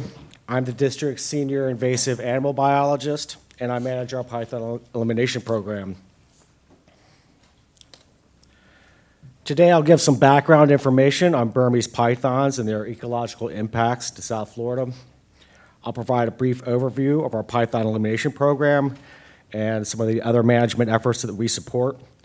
And finally, I'll talk about the proposed amendment for our current contract with the University of Florida, which is the item up for discussion today. Burmese pythons are native to South and Southeast Asia, where this species is in decline due largely to overharvesting. They're one of the 5 largest snakes in the world, capable of reaching lengths of over 18 feet.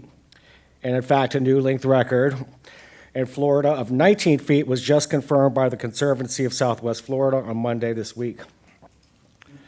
Pythons were introduced to Florida through the exotic pet trade business, likely as a combination of both intentional and accidental releases. And South Florida's subtropical environment has allowed for them to establish a significant reproducing population, though we don't know exactly what that population is. We're trying to get at that. The graphic on the right is a classic invasion curve, which shows that eradication of an invasive species becomes less likely and control costs increase as an invasive species spreads over time. If a species is not detected and removed early, intense and long-term control efforts will be unavoidable. Unfortunately, pythons now fall far to the right of this chart.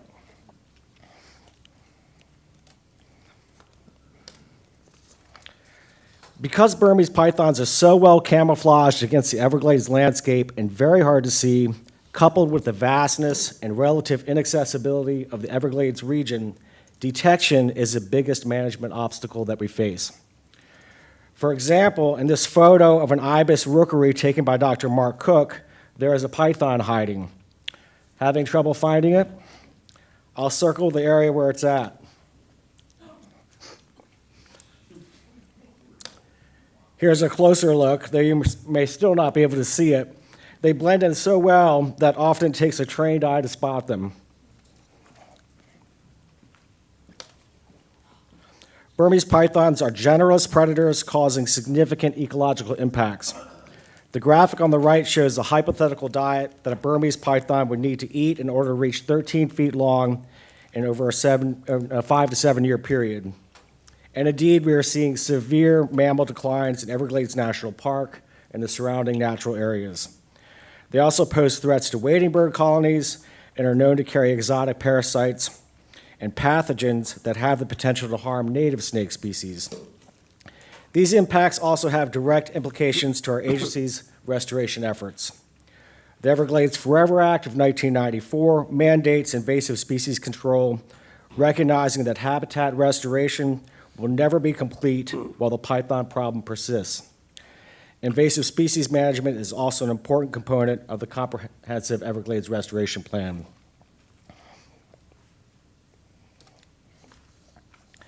The district has had a direct role in python control since at least 2001, but decided to take more aggressive action beginning in 2017 when the python elimination program was started.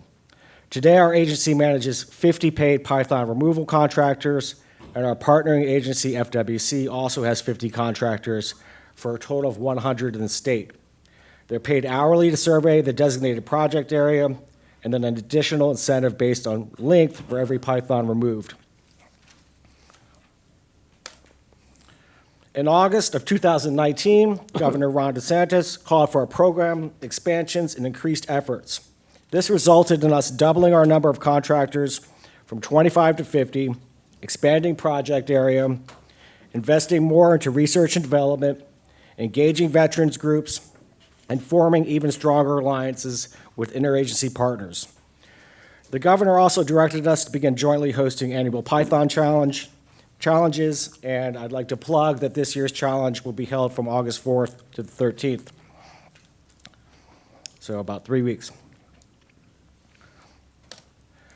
What are the results of implementing the contractor programs? The bars in red show the dramatic increase in python removals since our programs launched in 2017. Combined, FWC and district contractor programs have removed over 12,000 pythons so far, placing them among the most effective management strategies to date.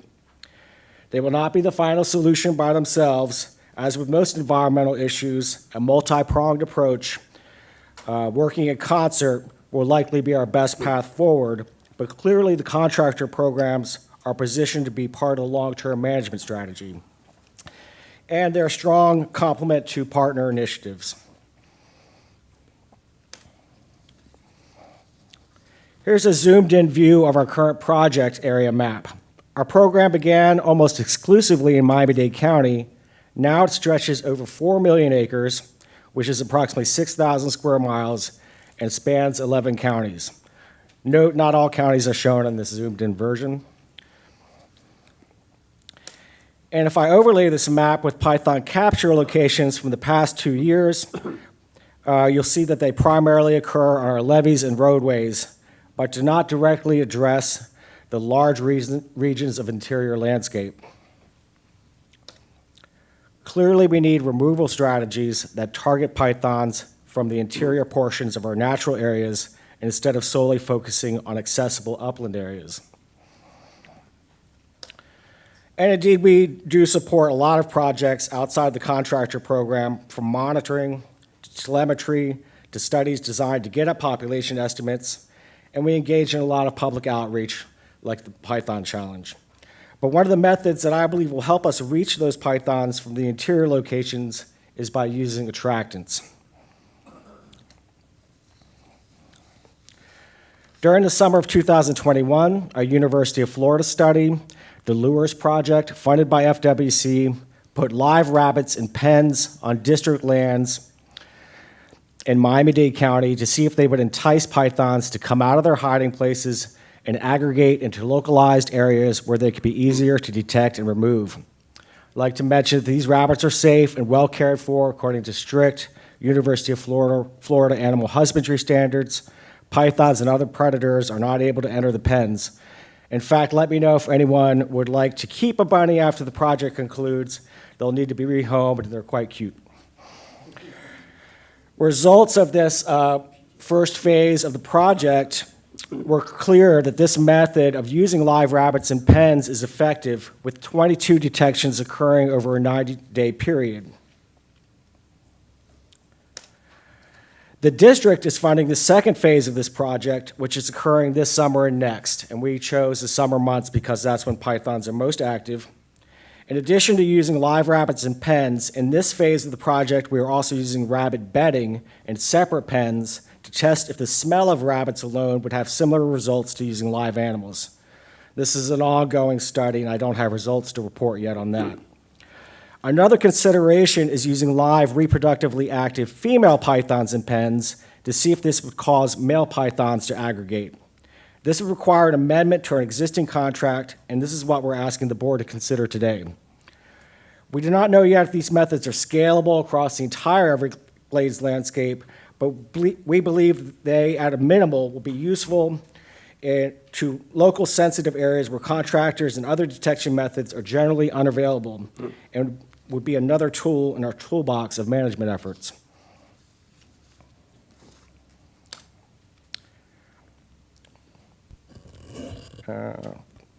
Resolution slide. So I look forward to your questions and comments. Also, I'd like to mention that I've brought each of you a gift. I have these wristbands that identify you as a district python hunter. Whether you're in the field or not with us, and Mr. Bergeron, we know you're a skilled python hunter in your own right, but your continued support of these efforts certainly more than qualifies you for the team. So I have these wristbands for you. Hope you wear them proudly. Oh, thanks very much, Mike. If you go back to, oh, all right, let's go public comment. Sorry, I've only missed that twice today.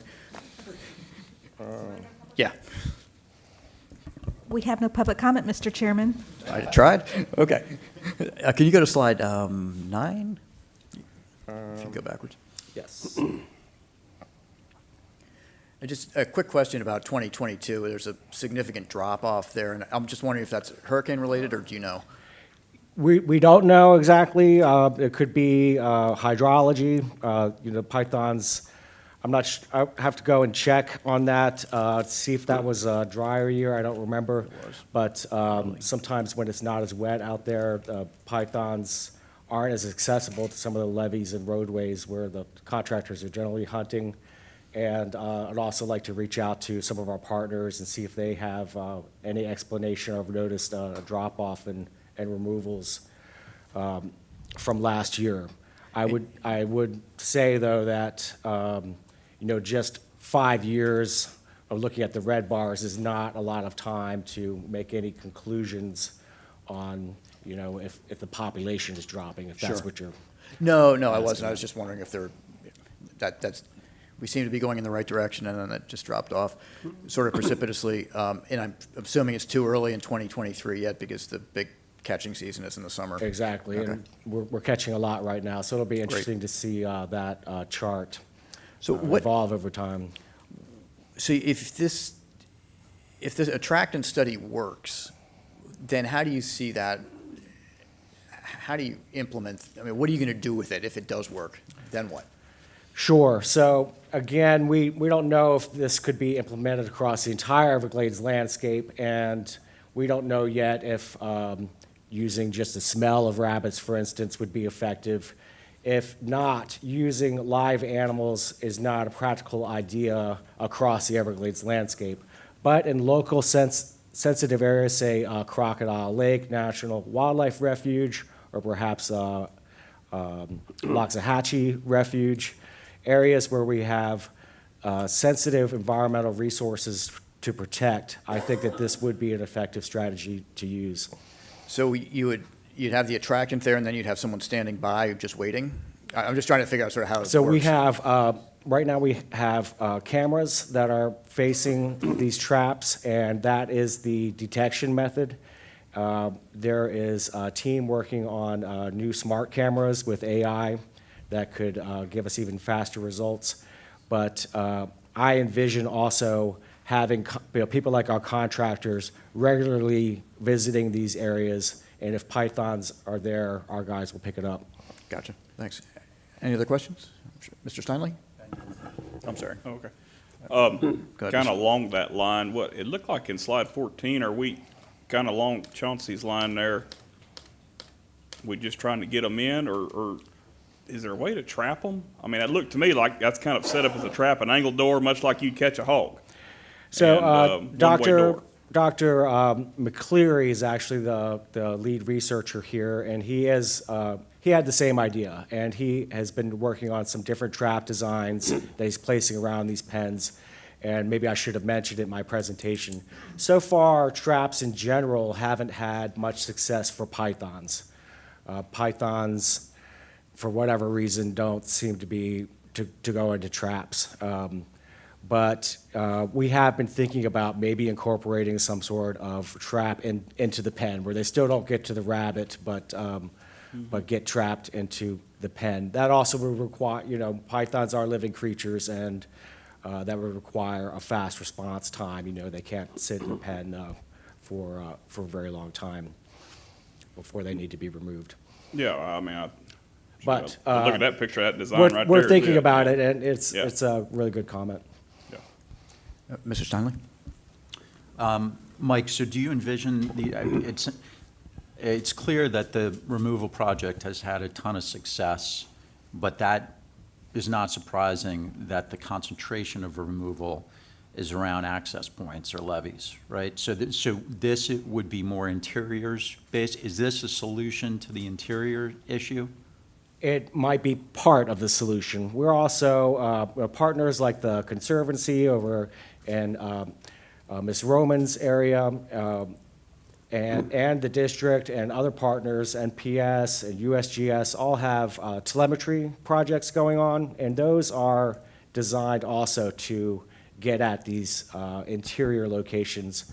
We're also funding a project, and it's the contract's almost been executed, where we're using mesomammal communities, possums and raccoons that have transmitters on them, and if they get consumed, then researchers are able to find where they were last seen, and if it was a python that ate them, then we can get the offending predator. But so there are several methods out there designed to get at interior locations, and this would just be another tool in the toolbox. Do you have, can you paint I recognize that we have limited amounts of data. I mean, the program's been, 5 years or so formally active? 6.5. 6.5. Can you paint a broader picture on sort of the net reduction? So if I think about now, when I looked at your bar chart, I think about, the challenge we have with, the water quality element. How well we do in terms of output and treatment depends on the inputs, right? Sure. What's going on upstream. So I guess what I'd be curious about is how effectively out of the field has Fish and Wildlife been on preventing introduction, so like dropping pets, python pets back in. I know it's illegal, but has there been, similar success on that side? And then do you have any sense of, well, you mentioned it before, like how do we assess when this starts affecting, so a net negative population, drop? Couple different questions there. FWC, these are prohibited species, and that legislation came late, frankly, in the game. But I'm fairly confident to say that there is very little net input back into the system for pythons, coming from. Certainly not from pet trade anymore, but if there are any unscrupulous people out there with live pythons, hopefully very few of them are entering back into the environment. We don't know if the population, we don't know what the population is right now, whether it's increasing or decreasing. There's a couple ways to get at that, though, and it's an important question. One is a project that we are co-funding with FWC that involves University of Florida and USGS, and it's telemetry project that the board approved last year that occurs in Everglades Frances Taylor Wildlife Management Area. That includes a modeling component where they're trying to get at that question, what the population is. Another way, though, to determine if we are starting to be successful in reducing the population is when we see the return of our native wildlife species. Thanks. Mr. Bergeron?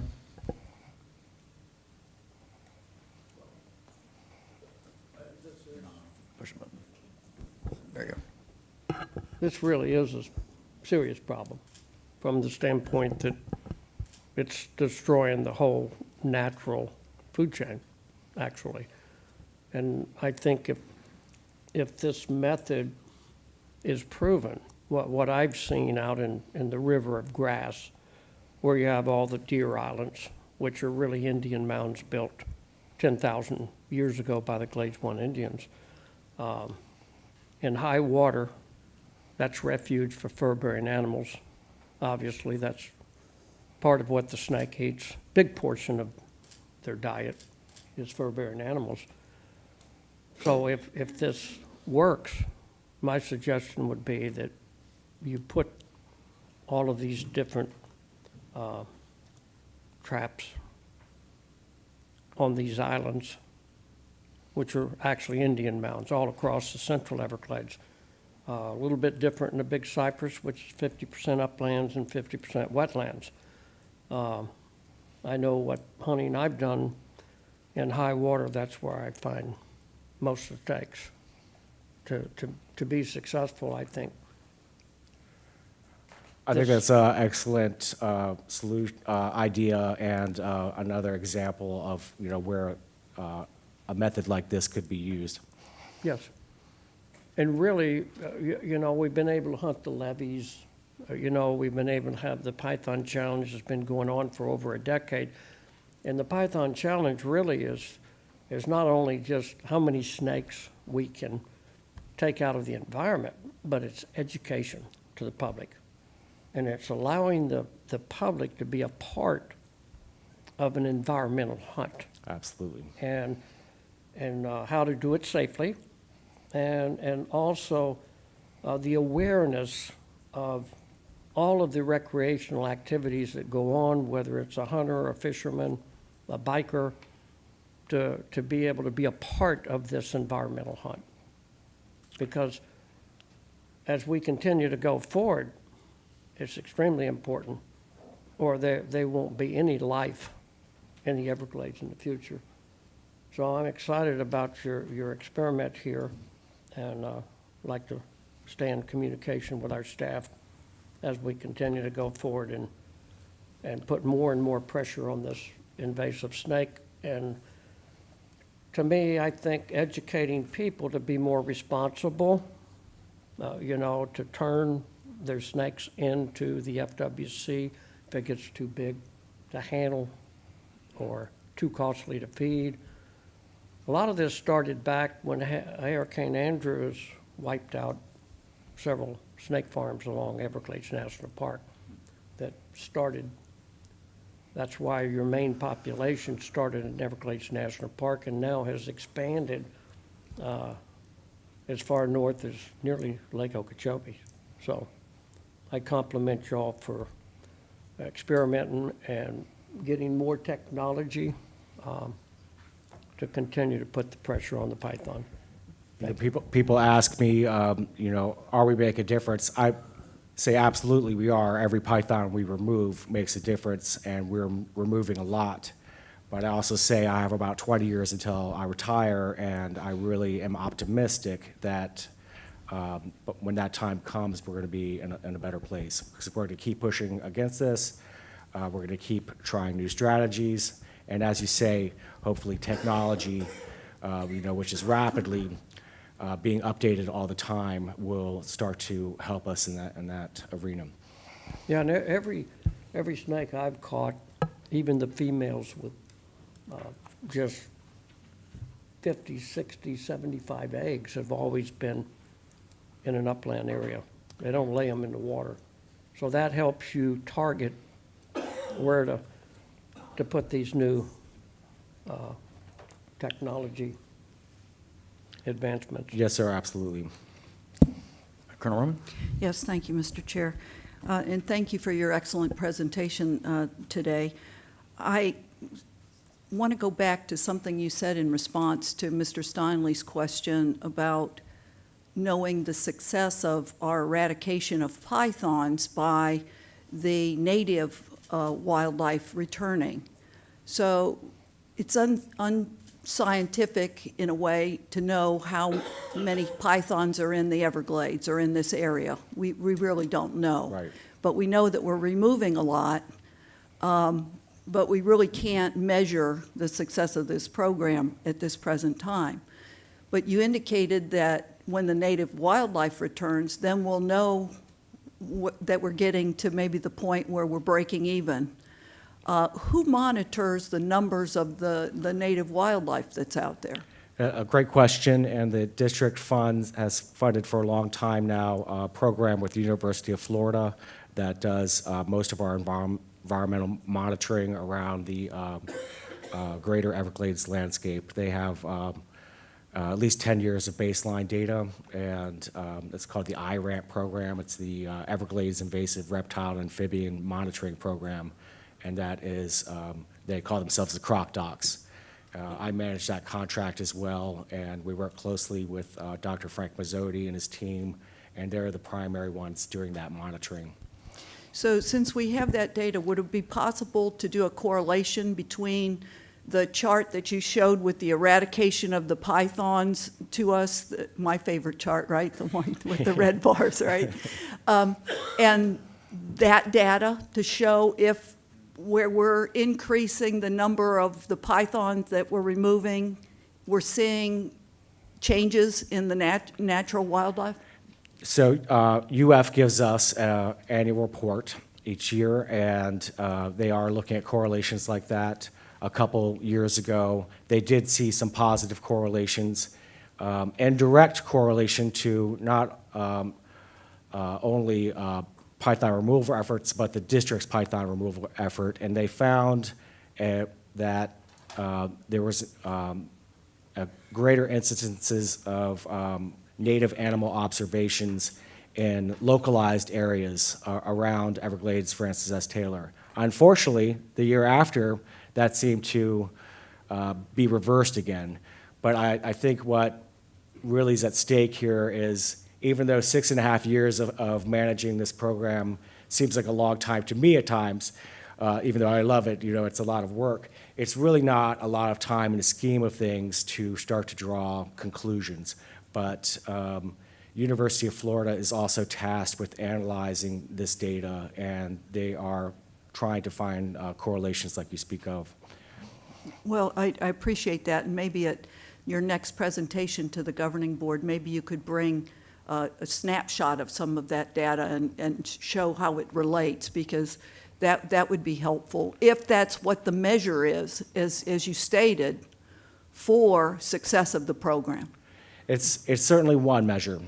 Since we can't get at that, we haven't got at the population, we don't know what the population is, we'll have to start looking at different ways to look at that. And so that'd certainly be one indication that not just the district, but all management efforts from all of our partners are starting to be effective. And I'd be happy to bring that to the next presentation. That's great, Mike, because right now we're counting, we're not measuring. Exactly. Okay, so that's what I'd appreciate. Okay, thank you. Can I respond to the Colonel a little bit? There's, the python's an enemy of the food chain. But on top of that, these high water events that we've had going back to 1982, which was called the Mercy Kill, that drowned probably 50% of the fur-bearing animals in the Central Everglades, where most of these snakes are. And then in 1994, we had an event that lasted over 2 years, and it destroyed probably 95%, drowned 95% of the fur-bearing animals in the Central Everglades. So there's two factors here. To see wildlife come back, removal of the python, extremely important, because it will destroy the total food chain. And without a healthy food chain, you can't have a healthy environment. And the other is modified water delivery, equalizing water levels from the Central Everglades to the Southern Everglades onto Florida Bay, to where the water levels are compatible with the environment, the ecology, all the wildlife, and all the plant communities. So we got two impacts going on. And as we continue to move forward down at the Tamiami Trail to be able to move this water and equalize it between the central and the southern, that gives the wildlife a chance to come back, along with the removal of the python. Those are your two major impacts on the wildlife that we have to, and we're getting close down to the Tamiami Trail. The road will be completed probably in the next 1.5 to 2 years. That allows us to implement the second stage of modified water delivery. Due to the seepage wall that we put in and removal of the Tamiami Trail and remodeling the western part of the Tamiami Trail, we're getting more and more water and less high water events that damage the wildlife, just like the python. So that's, once we get to the point that these water levels and these high water events are minimized, along with the removal of the python, we will see wildlife starting to repopulate. It'll be a great day for the Everglades. Thanks. Ms. Meads? So Mike, I just looked it up. I wasn't being rude. I had my phone, right? I'm looking up how long does a python live in the wild? How long does a python live in captivity? I don't know if this information can be trusted where I found it because it was the python pet. Sure. Whatever. But they say that a pet python can live as long as 30, and there have even been incidences of 40. But in the wild, where there are predators, I didn't realize that there were python predators except for us, and that it looks more like 10 years. So how often do they reproduce? And eggs maybe 50, 75. So while we can't, there are too many variables to figure out the other end. The one thing, the kind of data that's a little bit helpful is if you say, okay, we caught 2,400 last year, and they have X number of, offspring a year. And so what we've done is we've taken out of circulation actually as many as 200,000. You know what I'm saying? So Sure. when you catch them, all of the measurements and their age and the sex and all of that. So, and I can't wait to have a bracelet, and I really want to use it. And you hear me say that all the time, but I don't have a broken leg. I wear mine all the time. Yeah, and I really want to go, Mike. Will you take me out to look at? Absolutely. Anytime, just let us know, and we'd be happy to take you out in the field. We can't guarantee that we'll catch a python, but it's an interesting experience. Even if you don't see a python, and your greatest chances are during the summer months. Yeah. I don't want to go when it's 94, please, Mike. Not when it's 94 like today. Well, they typically occur at night. So we have a Cool. specialized vehicle that's got high-powered lights that light up our levees out at night, and it's an interesting experience. Even if you don't find a python, you'll see a lot of other neat wildlife and places of Florida that a lot of people don't get to see. Great. I'll send you an email or call Please. you, Mike. Thank you. Great pleasure. And just to follow up, and that was an excellent point, I thought that how we can back into this a little bit.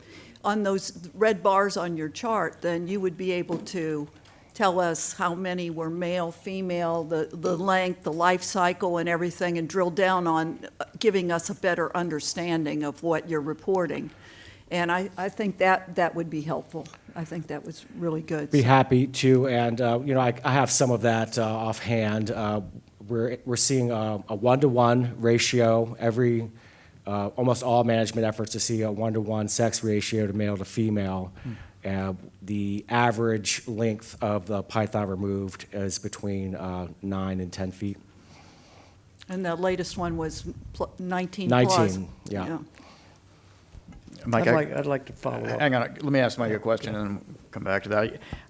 You said one of the things we're trying to do with the attractants is to figure out a way to get into the central glades more. That one graph you've got shows pretty much most of your captures on the levees, correct? Yes. So have you thought about doing any sort of adaptive pricing for our hunters to give them more if they go interior? Ms. Roman asked if I was going to go into that, and we do that. So if you see the area shaded in blue here on this map, those are the regular pay. I'm sorry, the areas shaded, in blue are the regular pay areas, and this would actually need to be updated because so you've got a premium. the interior portions of now Big Cypress and all of Big Cypress and the interior portions of Everglades Francis S. Taylor are all premium pay areas. Right now, we're paying contractors $13 an hour to survey the designated project area, but we pay them $18 an hour to go into these interior locations or fringe areas. You see places like Crocodile Lake National Wildlife Refuge or John Pennekamp State Park. We're trying to, we don't think the python populations are as high in those areas, and we want to keep it that way. But we also want to encourage the contractors to get out into those interior places. Yeah, I'm thinking more not places that are geographically distant, but places that are within the Everglades that are pretty hard to get to, that aren't on the levees, that are in that light blue area. There's probably a lot of places. I mean, if you're only hunting the levees, there's probably a lot of those tree islands that Mr. Bergeron was talking about, where, if gearing up an airboat to go out, and it's a lot more intense than just hooking up your pickup truck. So maybe we want to look at paying more for, if I catch it off a tree island, you get paid more than if I catch it off a levee. Yeah, that's something we have, discussed, and we stay in alignment with FWC. We'd have to get them. No, I understand that, but I'm just saying, if you want to get people in the interior, they're going to react. Create another level of premium pay zone, and we do use a lot of technology with the program. The hunters are tracked in real time, and this program that the district has just, Amy Peters, who got last month's Employee of the Month, has headed up, but this program knows where the hunters are at all times and adjusts their pay rate according to where they are. So we could, pay more than $18 an hour if someone's on a tree island, and those are all mapped out already. We've got those GIS layers. It wouldn't be too difficult to do. Okay. Yep. Mr. Bergeron? Well, they'd have to have airboats to. Which are expensive to operate, Yeah, yes. which is expensive to operate. But I think what you're coming up with here could be a tremendous method of hunting the whole geographical area, like you said, Mr. Chairman. There's hundreds and hundreds of deer islands, which are really Indian mounds that were elevated 10,000 years ago. And that's where the females are going to lay their eggs. They don't lay it in water. And that's where the fur-bearing animals refuge in high water, and especially when a cold front comes through. So if you go back, like I said, in order to see how successful we are with this program, you're going to be able, if you can attract on these deer islands with animals with scent, that's really, really going to help dramatically. And the other thing to keep in mind before you could weigh your success, if you go back to 1981, when we started putting radar on panthers, it'll tell a story. And from 1981 to 1994, there was panthers all over the Central Everglades by radar hits. And after 1994, in that high water event, 98% of the food's gone, drowned. Not one panther. We documented one in 2017. First panther to come back into the Central Everglades by radar. So, two big enemies here, the python and compatible water levels as we continue to go forward. So the food chain will come back. All right, we've got. Chauncey? Yeah, go ahead, Scott. Hey, do you think I can make a quick comment here? Please. First of all, I can't wait for Cheryl to head into the Everglades for this python hunt. I suspect she's going to catch something bigger than Ron Bergeron ever caught. And she's going to make him the silver medalist on this board. I'm guaranteeing that. I have thought long and hard, I think, about this python situation, and I think we've done a tremendous effort in not only catalyzing people who are interested in going out to help in this respect on these hunts, but also really raising awareness of the issue. I think we're at a point now where it is important to ask a question that is maybe sort of short-term pain but long-term gain, which is how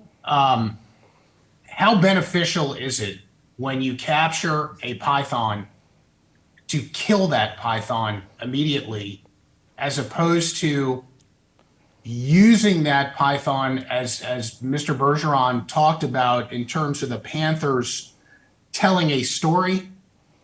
I mean, you have captured a python that if you can embed some sort of technological transmitter, radio, whatever it may be, and I'm going to go a little further in a moment, you really have data reporters with every python you catch, and every time you kill a python, even though that I think has some nominal benefit to what we're doing, I don't think it's getting us really as far ahead as we need to be.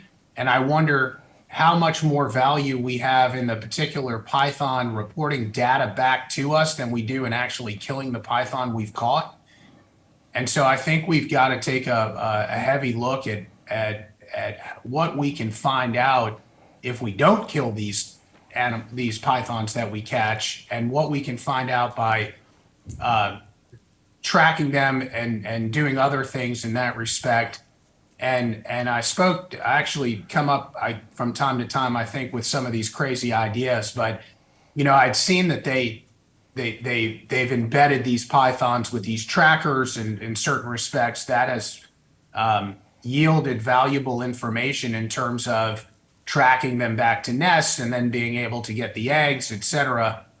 I think we should continue along paths like that to figure out how much further we can go. For instance, can you embed a python not just with a tracking device, but with some sort of radiation that when it goes back to the radiation pill or something, when it goes back to its nest, it's emitting some sort of radiation that kills everything inside the eggs and the python itself. I don't know how viable these things are. I float these quasi crazy ideas that I pick. A friend of mine's wife had thyroid cancer. She had to take a pill, and he couldn't sleep in the room with her that night. You think about, and the question is, are there things that we are seeing in real life that can have value beyond merely catching and killing a python? Because it sounds to me like that would be fine if we were dealing with a finite number, but we are not dealing with a finite number. I take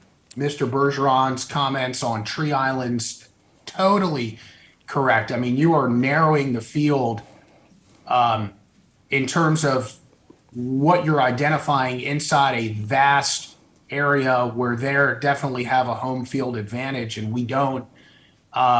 So narrowing it down to areas like tree islands that don't have the water levels, or where they're more likely to lay the eggs, even if they're more difficult or more expensive to access, getting there. But to me, I don't know, and I'll say it. I mean, it just sounds to me like when we capture and kill a python, we're maybe cutting off our nose to spite our face, because we're losing the ability to use that live python we've captured to give us all the data we need. And if you had all the pythons out there with all the trackers in them, as opposed to some of them dead on the side of the road, to me, you'd have that story that Ron says is told when these animals do what they do naturally.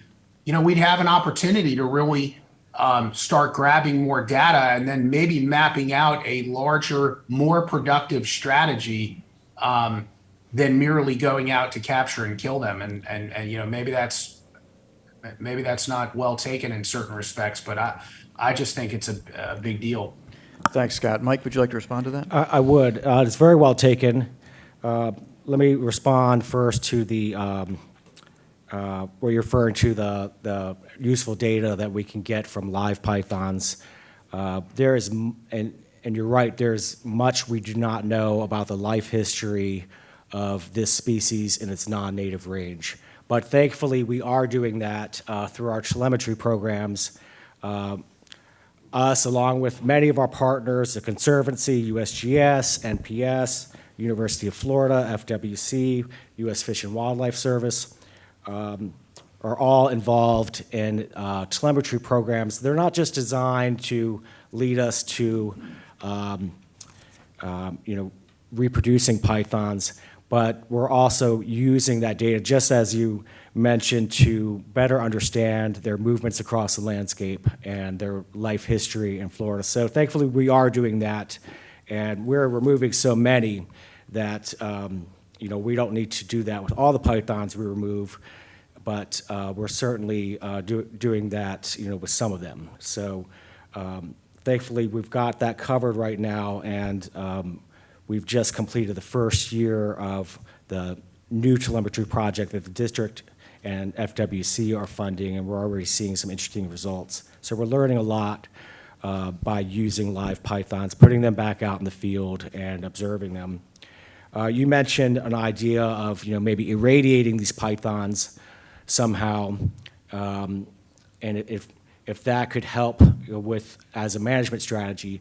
I wouldn't suggest that, just as, someone shouldn't be near someone else that's gone through treatment like that. You wouldn't want to contaminate our environment and native animals with that type of method. However, there has been proposals by USGS, Dr. Maggie Hunter and Adam Perez specifically, have been recently and in the past suggesting genetic solutions where we might be able to introduce harmful genes into the python population. And I could go into some of those details if you like, but there's a variety of different genetic solutions that are possible.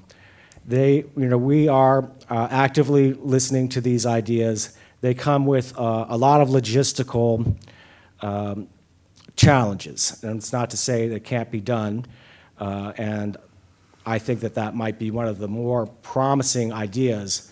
It would take a very, very long time, though, maybe 20 to 30 years, to introduce these deleterious genes into a population, not to mention require a lot of public buy-in, because they're still a bit controversial sometimes using genetic solutions into the environment. There's a concern of, some of these things crossing over to native species, things like that. Just because it might be challenging to do doesn't mean that we shouldn't do it, though. And the district and our partners are actively listening to these ideas and considering them. Mr. Chair, if you will, I'd like to make a motion to approve resolution number 2023-0708. Thanks. I have a motion. Is there a second? I'll second. Thanks. I have a motion in 2 seconds. Is there any further discussion by the board?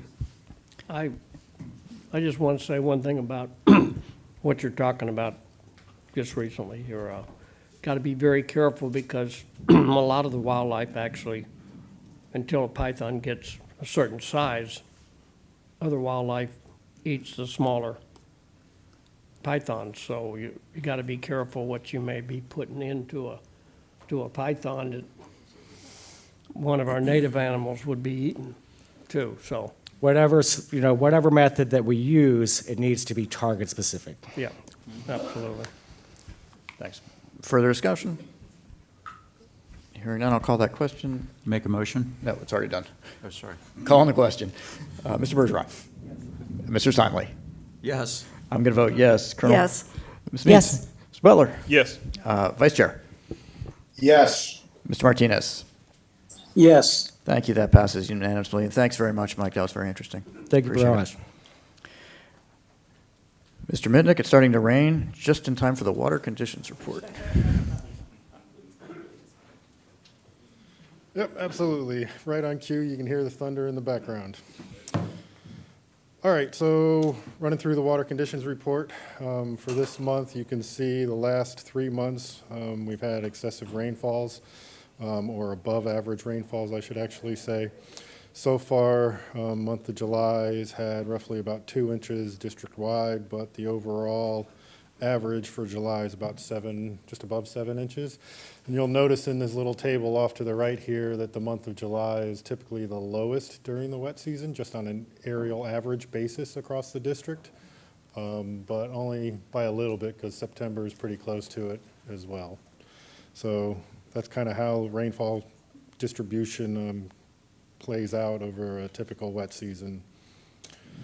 So looking at how much it's rained so far this wet season, since about the middle of May, you can see rainfall has been pretty evenly distributed over the Water Management District, with the lower West Coast and upper Kissimmee and Florida Keys being on the lower end of the distribution.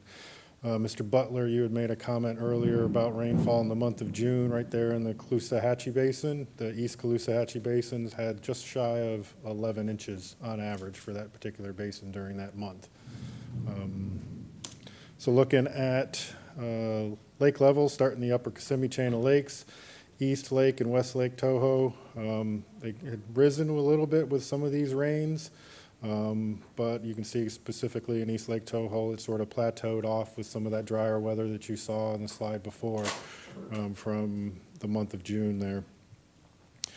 West Lake continues to come up. We've also implemented a couple operations a little farther up in the system, like around Lake Hart, to try to bring it down. It had been right at its regulation schedule. We were just maintaining it at its regulation schedule. It does this typical thing that you see here for East Lake, where it sort of plateaus during the main summer months, and then it'll start to rise up. The district implemented some operations just to pull it down just a little bit below that schedule as we get closer and closer and deeper into the wet season, closer to that peak of hurricane season, just from everything that we learned last year. Try to enter that time of the year a little bit lower, just slightly below the schedule up in that portion of the system. So looking at Lake Kissimmee, you can see it took that jump from these rains here, but now it's continued to once again recede a little bit more. Right now, I believe we're doing about 700 to 720 cubic feet per second coming down the river through the restored reaches here. Lake Istapoga, just managing to stay consistent with its regulation schedule. Any additional rains that it sees, then we'll adjust operations to maintain that regulation schedule. And again, it starts rising here right around August 1st, and then again in September. So looking at Lake Okeechobee, once again, I'll remind everybody, this is the projection on LORS 2008, which is the current official lake regulation schedule. So if you were to follow LORS 2008 operations and fully implement all of the up to recommendations in that schedule, then this is what you would anticipate going reasonably into the future. And we tend to focus in on this shaded purple region here to represent 50% chance of the stage falling within that region as we move forward in time in Lake Okeechobee. So a couple things that I'll just point out. This upper line is the 75th percentile. So what that would say is right around here in October, there's roughly a 25% chance of being higher than that in October, and that being 16 feet. If we were to translate that over to Lake Okeechobee System Operating Manual, or LOSM, and what this projection would look like, it kind of shifts this 75th percentile line up just a little bit higher, because as we all know, the way LOSM is formulated, that at today's lake stage, then it would just be recommending that 2,000 CFS going to the west coast and nothing to the east coast. Whereas under LORS operations, LORS is recommending 3,000 to the west coast and 1,170 to the east coast. The Corps of Engineers is currently implementing the 2,000 to the west and 0 to the east based on the up to amounts and the flexibility afforded within the LORS schedule. So that's sort of a little comparison of what the two schedules will look like. So continuing that, if LOSM was in place, that 75th line wouldn't reach the damaging discharge level until later here in October. That's how LOSM would play out if it was the approved official regulation schedule at this time. So just again, just laying some of those projections for lures over top of the ecological envelope. As you saw last month, there's not a likelihood of getting back within that ecological envelope until much later in the wet season.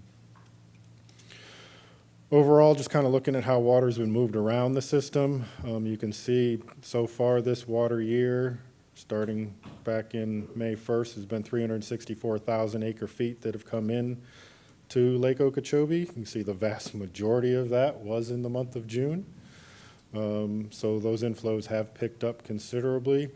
Over there on the west coast, about 360,000 acre feet have moved to the Caloosahatchee estuary, with just under 80,000 acre feet of that having originated in Lake Okeechobee.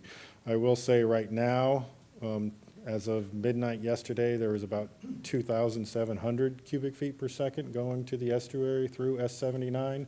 All of that, and all of that for some time now, has been just that local basin runoff, and nothing has been coming from Lake Okeechobee to the west for the Caloosahatchee, just because of those rains and that basin runoff that is occurring over there. Over on the east coast, so far there's been about 7,800 acre feet have come from the C44 basin to the St. Lucie estuary, another 50,000 acre feet from C23-24, and then up there at the Indian River Lagoon, Fort Pierce area, just shy of 26,000 acre feet. All of that is, again, local basin runoff, and there hasn't been any Lake Okeechobee water. Looking at the southern portions of the system, inflows to the conservation areas from these three big red arrows so far to date has been just over 400,000 acre feet, just shy of 450,000 acre feet total inflows, with, again, a large portion of that, almost 300,000 acre feet, coming within the last month as those rains have picked up and that runoff has picked up once the ground has become more saturated. Flows into the park just shy of 275,000 acre feet, keeping in mind that a portion of this is that return seepage here and here. That's water that got into the park, seeped out, and then is being returned back to the park. Intercoastal waterway, so far this water year down here coming off the lower east coast has been about 672,000 acre feet. And if I remember my numbers correctly, about 470,000 of that is going to Biscayne Bay here in this portion of Miami-Dade County. So that's the basin runoff from the lower east coast going to the intercoastal. So overall, looking at the conservation areas in the Central Everglades, you can see Water Conservation Area 1 is above its schedule. The Corps of Engineers had implemented operations to increase the discharges and move water from Area 1 down into Area 2. Just last week, they began scaling that back once they got control of that rise. You can see it sort of plateaued out in the conservation area.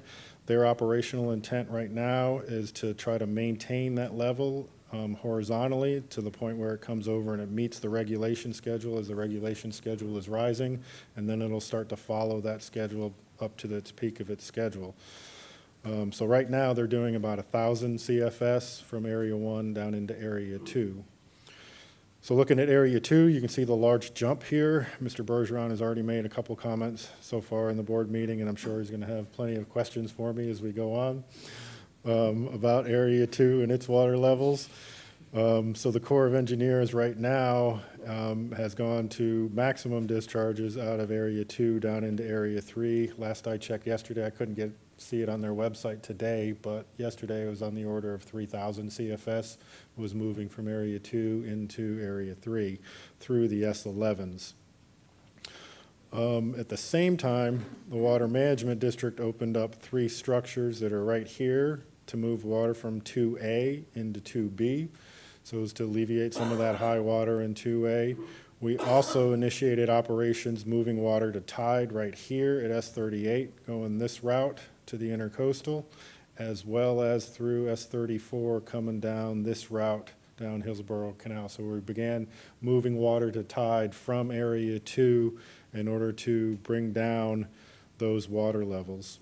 And we'll be monitoring that very closely and working with the Corps of Engineers and the scientists, both within our agency as well as the Conservation Commission, to determine how much longer we want to continue those operations of moving that water to tide versus retaining that water within the Central Everglades in preparation for the upcoming dry season and making sure we have a good recession going through that dry season.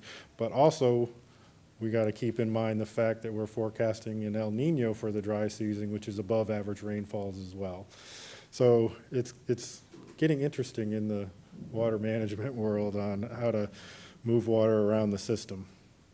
So looking at Area 3A, you can see with those rains and those additional inflows from the northern conservation areas, it has come up. It is now once again above its regulation schedule, and that we are implementing maximum releases from Conservation Area 3A down into the park. You'll see the two red dots there for S12A and B. They're still subject to that sparrow closure criteria. However, that ends this Saturday.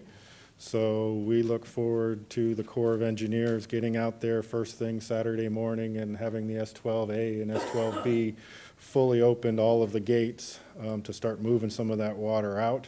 At the same time, district water managers have already issued orders to the field staff to get out first thing Saturday morning by 6 or 7 a.m. and get the 343A and B structures open maximum so they can start moving that water. At the same time, we're moving water into the L29 canal through the 333 structures, both 333 and 333N. And the L29 is at the 8.5 limit that we're required to maintain, given the condition of Tamiami Trail. I think that's the conservation area. So moving on, stormwater treatment areas, as you would expect with the rains and the wet season, those inflows have started to tick up, and there's about 345,000 acre feet that have already been processed and treated through the stormwater treatment areas going into the conservation areas as of this month. I already touched on a little bit the forecast out into the future. They're still forecasting above average wet season through September, and then as we transition to the dry season with that El Nino, there still remains the above average forecast for the remaining dry season. But for the next couple days, we've got some decent rains, as you can probably hear in the background, today and likely tomorrow. And then as we go through the next couple days, it'll be that more traditional afternoon rainstorm pattern that you typically see here in South Florida. With that, Mr. Chair, take any questions you may have. Mr. Bergeron? You don't have to.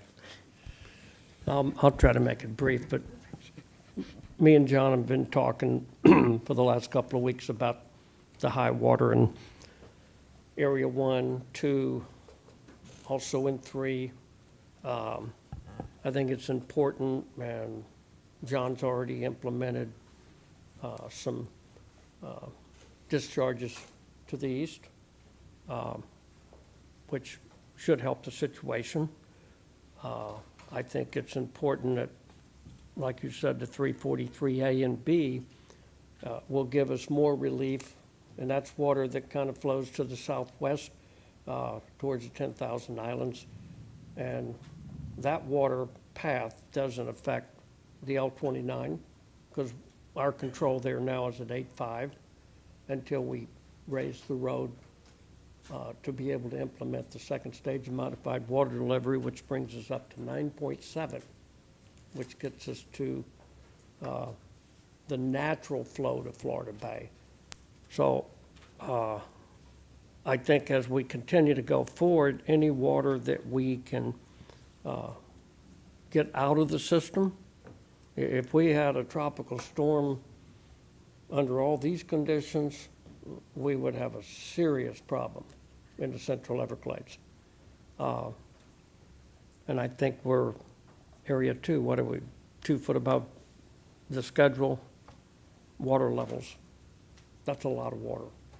And so I encourage John, y'all, take every avenue you can to get water moving south. as well as east, to where if we get back to schedule and we don't get in a overnight one storm, you would be in an absolute catastrophic impact to the environment. And I look forward to working with you on that. John, let me ask you, once the water's out of the STAs, what are the impediments just opening everything up and pumping it south? If you get the A and B open on the 343 or the S12 or whatever that one is, are there impediments, particularly as we're coming up on an El Nino? Yeah, I mean, we're still limited by the infrastructure that we have in place. Mr. Bergeron touched on one piece of it already. The L29 level is held at 8.5. Yeah. The overall goal is to get that up to 9.7. Through some of the action the board has taken and the awards of the construction contracts down here around the 8.5 square mile area and that seepage wall, we've removed that impediment, which had been in place in years past. So once it gets into the conservation areas, specifically Area 3, hopefully by Saturday, all gates, all structures in the S12s, A, B, C, and D will all be open. 344, 343A and B will all be open, and we'll be doing maximum through the 2 333s into the L29. After that, the other outlet becomes passing water to tide from Area 3 down this route down the Miami River. So that's still available to us, but again, like those operations up here in Area 2A, moving that water to tide, it's very opportunistic based on what rainfall may be falling in the lower East Coast. So that's kind of the state of the infrastructure today. But, Thanks. and John, would you mind also, so you did mention the Tamiami Trail 8.5 restriction, but looking into the future, can you talk about the future with SEP South and WERP, the southern features of WERP?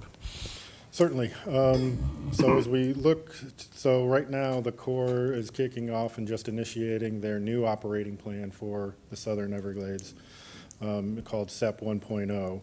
That will take advantage of the SEP South features, so the Central Everglades Planning Project features that occur all kind of clustered right in here. There's a series of additional culverts in this levee, the L67C levee, that will allow additional discharge and getaway capacity from Area 3, going through a flowway with a new levee going down Area 3B right here called the Blue Shanty Flowway, and allow that water to move out of the conservation area through that route with some additional infrastructure there just to segregate the L29 canal a little bit further between an eastern and a western portion. Then, as Drew mentioned, there is a series of culverts that the Water Management District is actively in design on over here on the western side. We call them the L28 culverts along the L28 canal and the L28 levee that will allow additional discharges out of Area 3A over into this western portion over by Big Cypress, flow down the western side of Everglades National Park. And maybe I'll ask Lucene if you have a general update on the design status of those culverts and when we would be looking to move to construction on them. Yes, definitely. So the culverts themselves are nearing end of completion and design. We're looking at a September date to have that, and so basically this calendar year we'll be done with the design. In regards to the modeling of the culverts south of Tamiami Trail, that work is complete, and we've provided culvert locations based on that modeling and the additional survey data that we did. So that's been provided to the Corps for consideration in the TSP, in the tentative selected plan. So hopefully if all falls in place, then maybe later this calendar year, we'll have a construction contract for the board to consider that would, once completed that construction, allow additional capacity to move water out of Area 3 down into the park. Thanks. Yeah, and all that water we're talking about doesn't affect the elevation in the L29.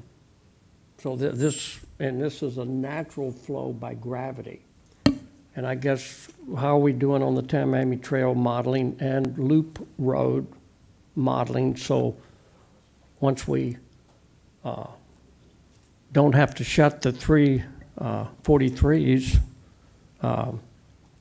or the 344s, plus the additional 3 culverts, plus the modeling under the Tamiami Trail and Loop Road, you're talking a tremendous amount of water by gravity now where it naturally flowed. So how are we doing with DOT on the, So we did our own modeling, if you remember, that incorporates the southern end of Warp, backfilling the L28 includes the Warp 3 culverts, as well as the culverts below Tamiami Trail on Loop Road and the 11-mile road. So all of that work is complete. We had done the survey, we did the HEC-RAS modeling.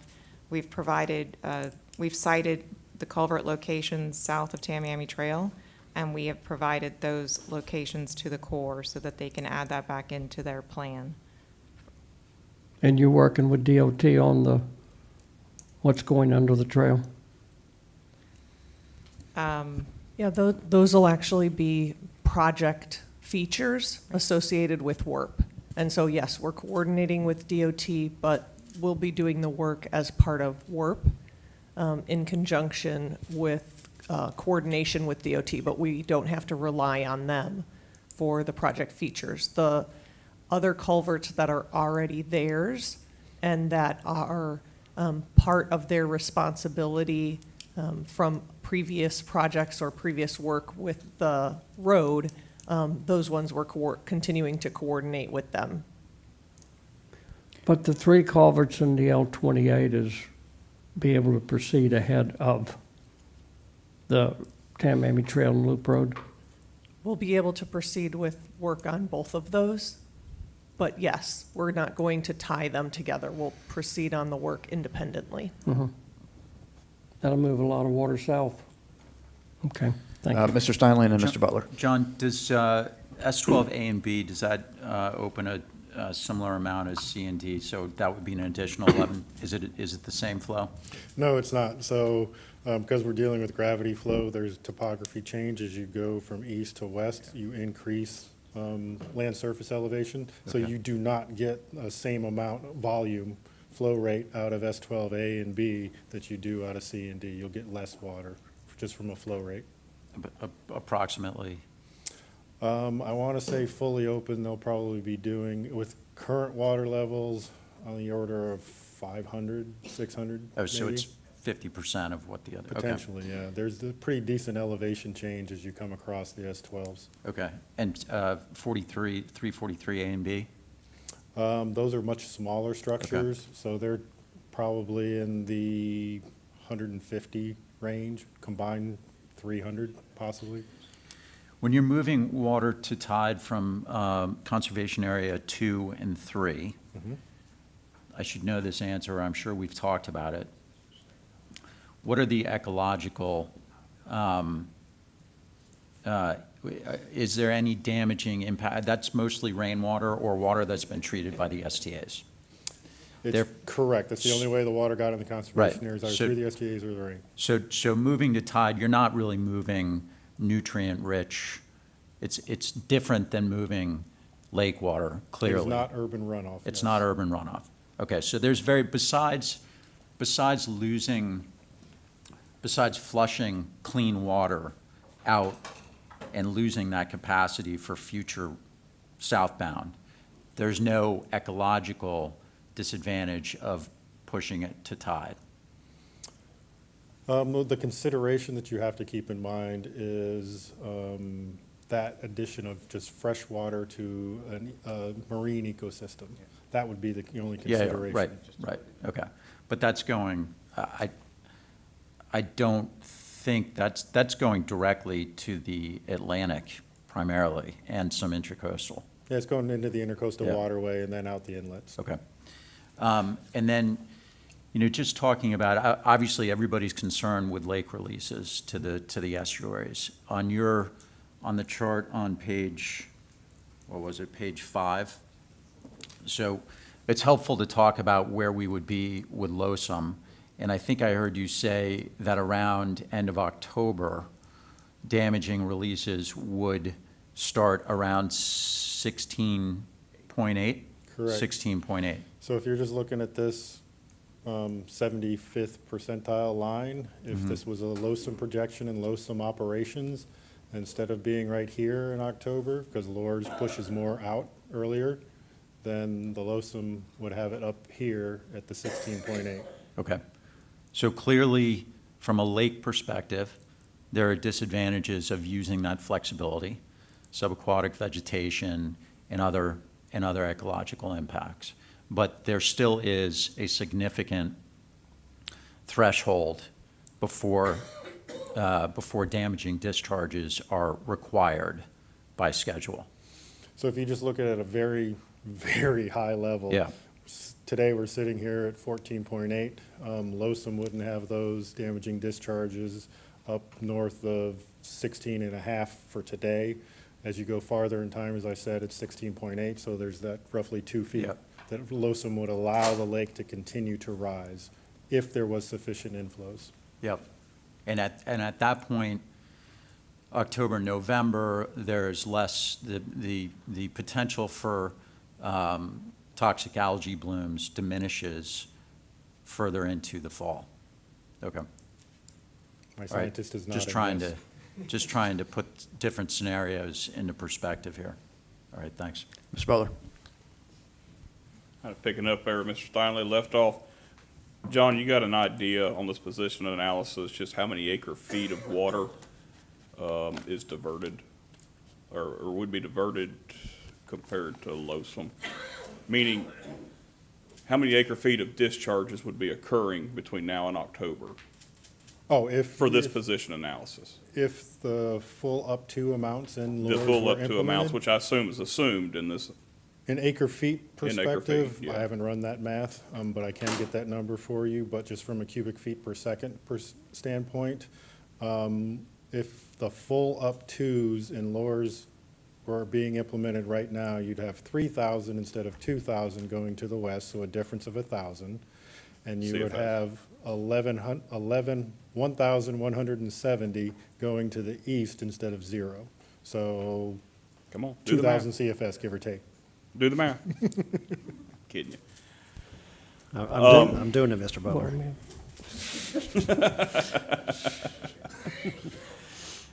All right.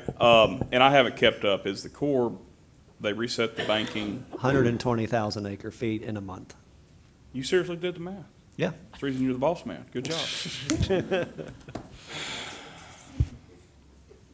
Yes, they reset the bank. They reset the bank? Okay. Where are we at now? Or the bank got reset we're at 0? Yeah, it's reset, it's at 0. There is no bank right now. Okay. It'll restart. It's a dry season feature. Oh, that's a of dry the season schedule. bank. Correct. Okay. All right. Toho, East Toho. That's neat what we're doing there. We're learning from history. So that's good. What kind of risk do we look at reaching that top end by diverting now? Or is there any risk? That's something that we'll have to manage, because yes, you do kind of want the lake to top out by the end of the wet season. So it's that forecasting, and there, just like we have this for Lake Okeechobee, there we have other forecasts for those lakes up in the Kissimmee chain as well. All of that information is on our website for folks if they want to go see it. So we'll look at those forecasts. We'll see, how the wet season is progressing and what's in store for that El Nino during the dry season, and we'll try, eventually you will start to see all the lakes get up to the top of their schedules, but like you said, recognizing what happened last year as we walked into the end of September, we're hedging our bet a little bit and having it just slightly below the schedule to be able to have at least a little bit of buffering capacity. There's Those a lot of lakes are people very that appreciate flashy and subject to their direct inflows and rainfall. Yeah, a lot of people appreciate that. Mhm. Okay, back to the other question here. Drew came up with 120,000. That's 1 month. Okay, that was my next question here. So then,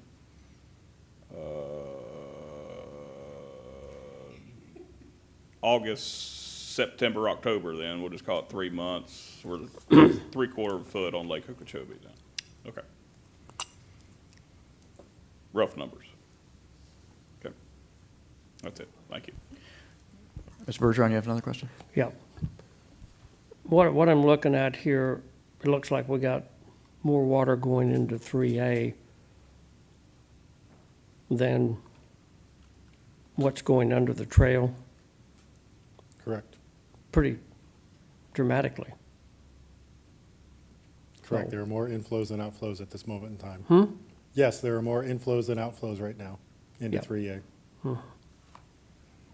So the more water we can get outside the flow south to get down to levels that are compatible with the environment, we need to continue to work on that as much as we can, John. Yes, sir. It's pretty critical.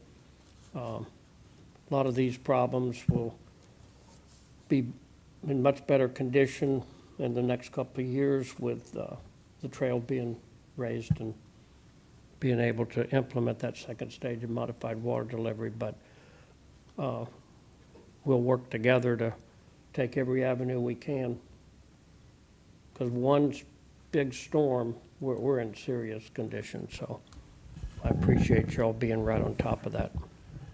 Thanks. Any other questions for John? Thanks, John, very much. We'll go to ecological conditions now with Lawrence.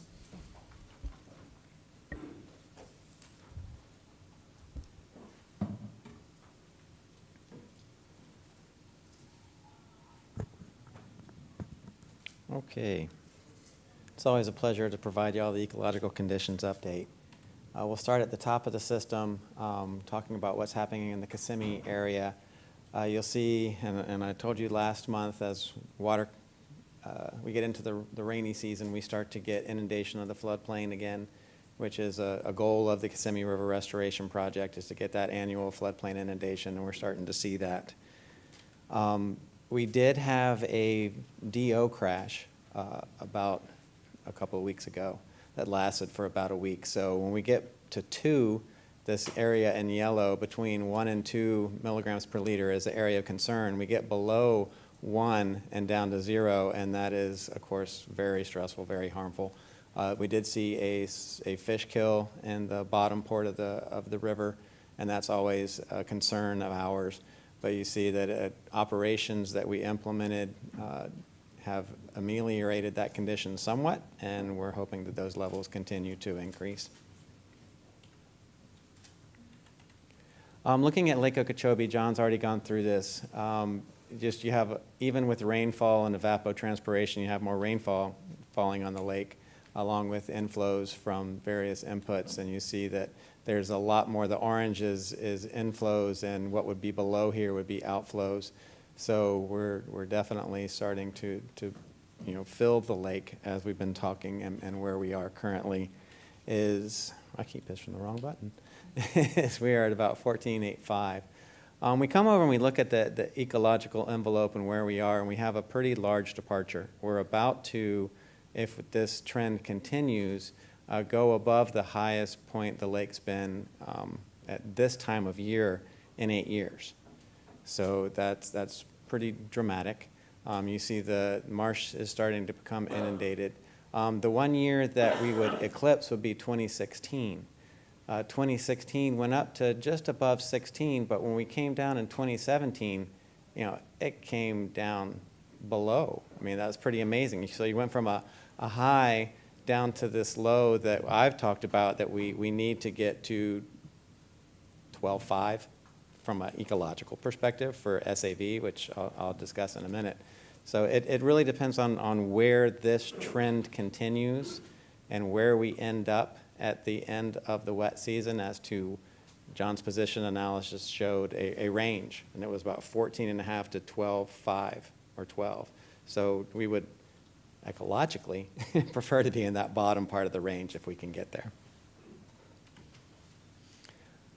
A lot of talk today about cyanobacterial blooms, and here is from July 10th over this past month, and you see a pretty substantial bloom covering the entire lake, up to the 11th, where you have this ridge around the outside that's heated up. Let's look at the conditions that really influence these blooms. One is temperature above 25 degrees Celsius. You see we are way high. That water temperature is high. So that's a condition that allows for really fast growth of cyanobacteria.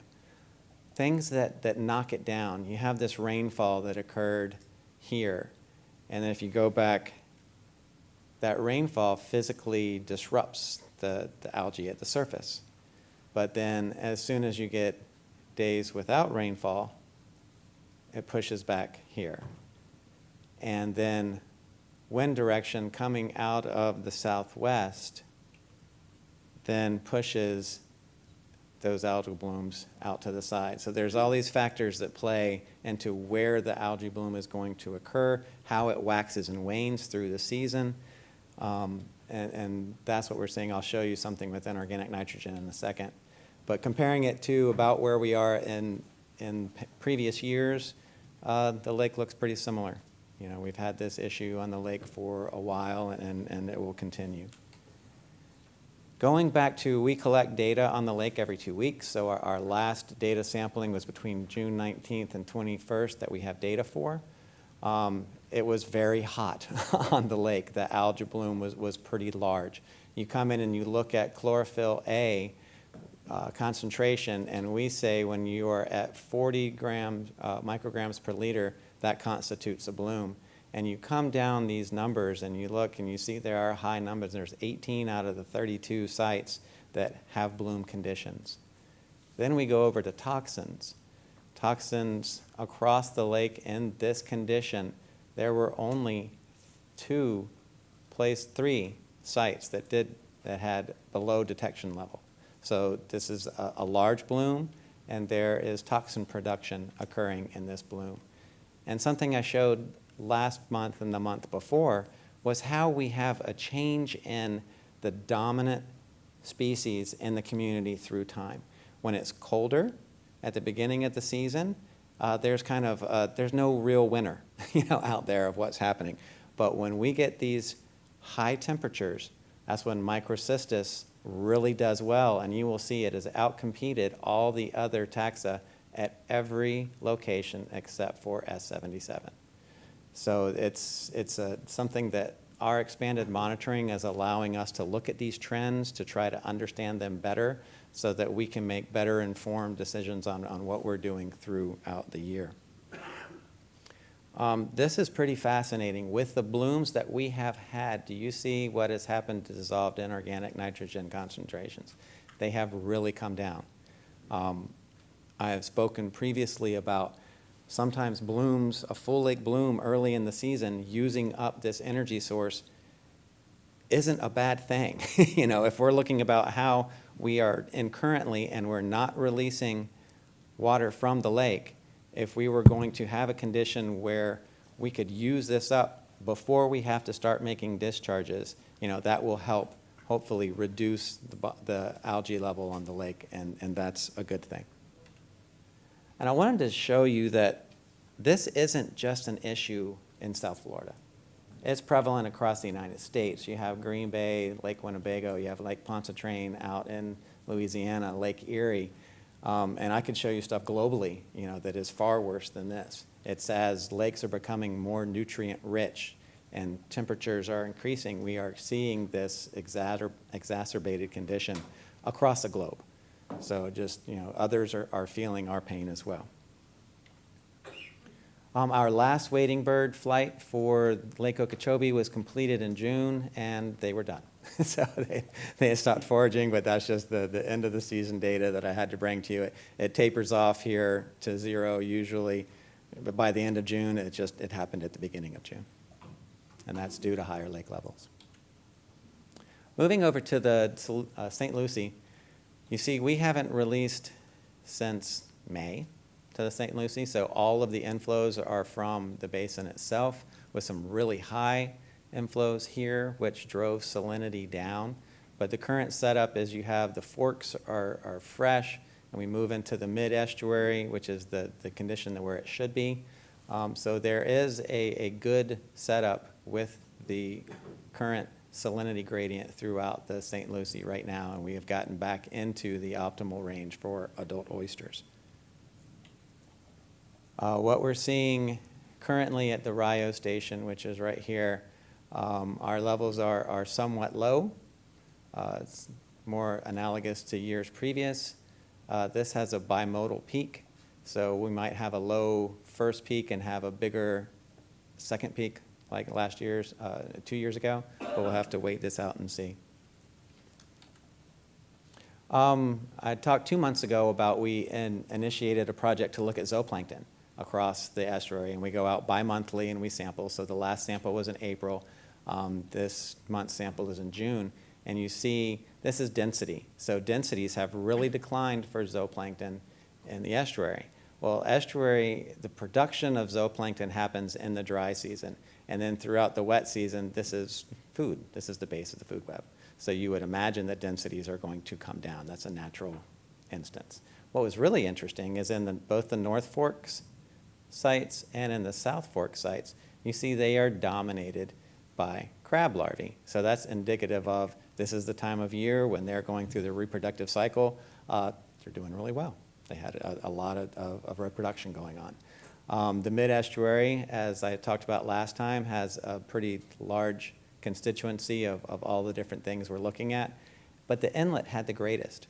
So this is our first year of collecting this data, so me telling you what this means at this point, we're still trying to figure out, and we'll do that as we have more years of data to see if we're following a similar trend. But the take-home message is we're getting good information here on zooplankton that'll help us think about how to manage the estuary best. I wanted to come and talk about what seagrass is doing.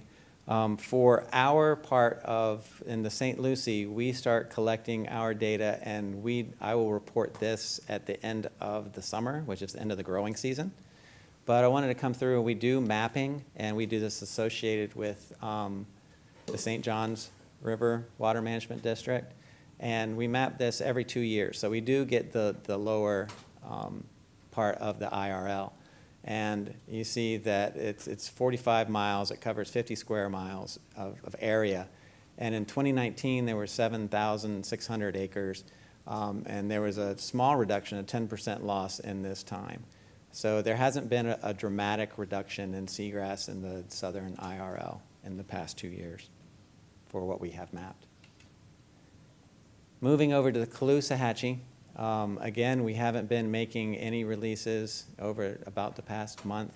All of this has been from the basin. The C43 basin is between 600 and 700,000 acres. So it is a dramatic area for which rainfall hits, and it's going to make its way to the C43. So this amount of water that you have seen come in from runoff has changed the gradient from what we think is more typical to a condition where this portion of the estuary typically is fresh. This part is typically brackish, or this blue color. And then as we get closer to San Carlos Bay, it gets more saline. But we've taken out, or we have taken, rainfall and runoff has kind of removed that central middle part of the estuary, and it's a fresh condition now. So as you heard discussions earlier about stakeholders coming and saying they're seeing blue-green algae here, it's because you've created a condition where this is fresh all the way down to Cape Coral. So that's all from basin runoff, and that was discussion that happened earlier. But we are seeing still at Shell Point, where the majority of oysters are, that is in the optimal range for adult oysters. And you see at the two different sites that we're looking at, we're pretty similar to years past on where we are in the season. It'll really be July and August where they get their peaks, so hopefully I'll be able to come back and show you those data. Also wanted to show you what's going on in the Caloosahatchee. So here is Pine Island Sound. This is Malacha Pass. This is San Carlos Bay. This is the coastal part of the estuary, or the very end of the C43. And this is Estero Bay. And you look across and you don't see a great difference happening in Pine Island. You do see a decrease in Malacha Pass. You see a decrease over here in the coastal part, and you see a bit of a decrease in Estero Bay. And if you look at those numbers, there's a 40% decrease here, a 15% decrease in San Carlos Bay, 22 in Estero Bay, a very large decrease simply because there's not much usually here at the very end of the C-43. And, but there is an increase in Pine Island Sound. So, you know, you have some varying trends here on what's going on. We collect these data on a much different time step than the other side. We have a partner that we work with on the East Coast, but we don't on the West Coast. So we try to do it at least every 5 years. Good news. Looking at red tide, you don't see a colored dot along anywhere on the coast. So that's great. I know in times past when we are having large freshwater releases from the Caloosahatchee, and there's been the question of, do those blooms or blue-green algae in the Caloosahatchee, do they feed the red tide? Well, currently, just we're not seeing any red tide, so that's a good thing. Getting to the STAs, currently to year to date, we have 345,000 acre feet have gone through the STAs. 2,000 of that has gone from Lake Okeechobee. In John's orange and blue Go Gators bar chart, you know, we look at what those differences are, but we don't expect these releases to be high until we get into the dry season, because that's when we really move water from the lake.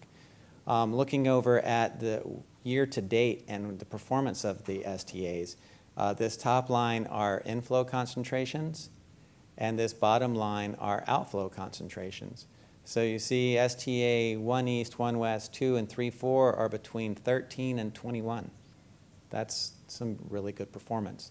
We know that STA 5, 6 is the one that has more problems. That's the one that dries out every year.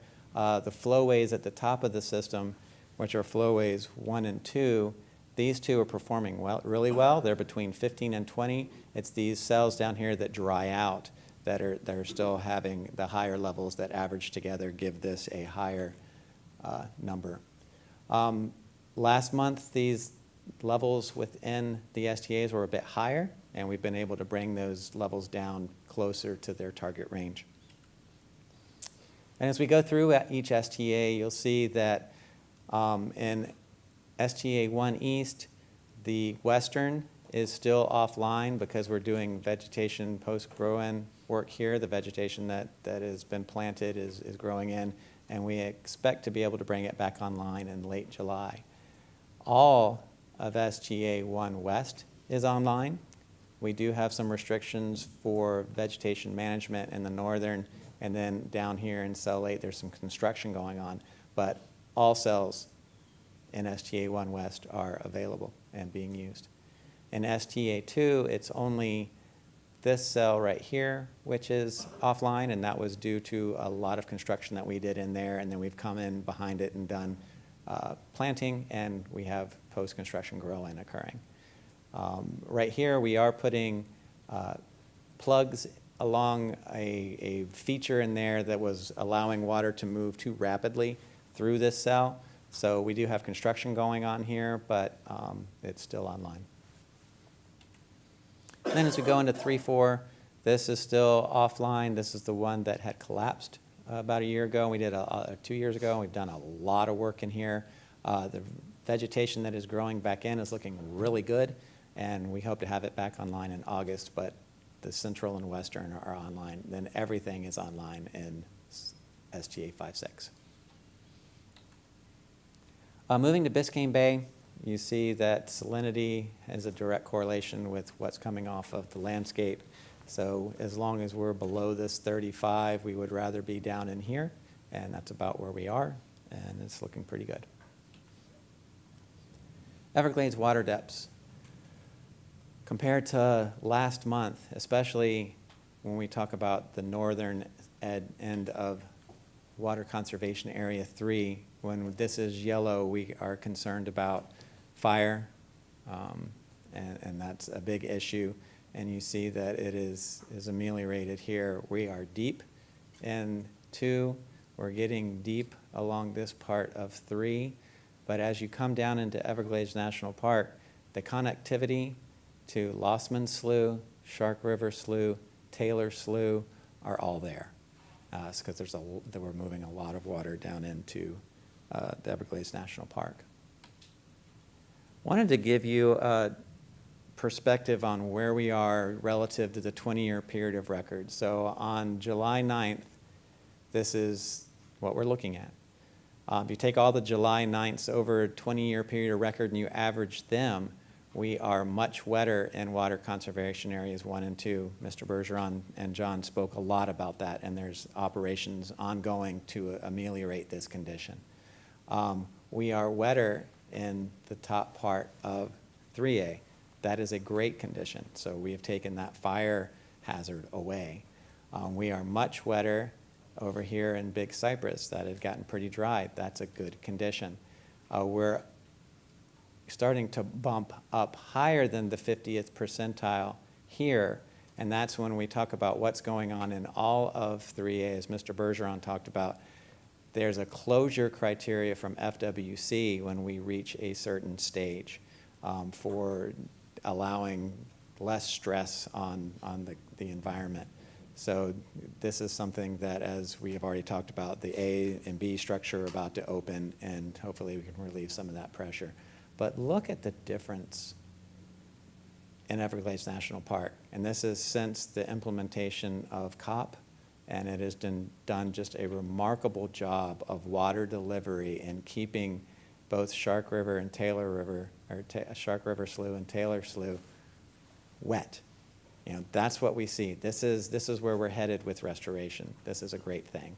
And then seeing it over here, as we talk about wading birds and the coastal colonies that are over here, this is really important as well. And so we're seeing a wonderful condition there. As we look at the end of the nesting effort from this past year in the Everglades, it was a relatively low year. I mean, you look at it, it's 26,000, but there's a lot of values that are in there that are very similar over the past decade and a half. The 10-year, we are definitely below the 10-year mean, but you'll see a kind of recurrence that's happening in the past 5 or 6 years, where we had a banner year. We had years that are very similar to the last 2 we've seen. Then we had another banner year. And the water conditions that we are seeing currently right now set up a condition for prey production that is extremely high.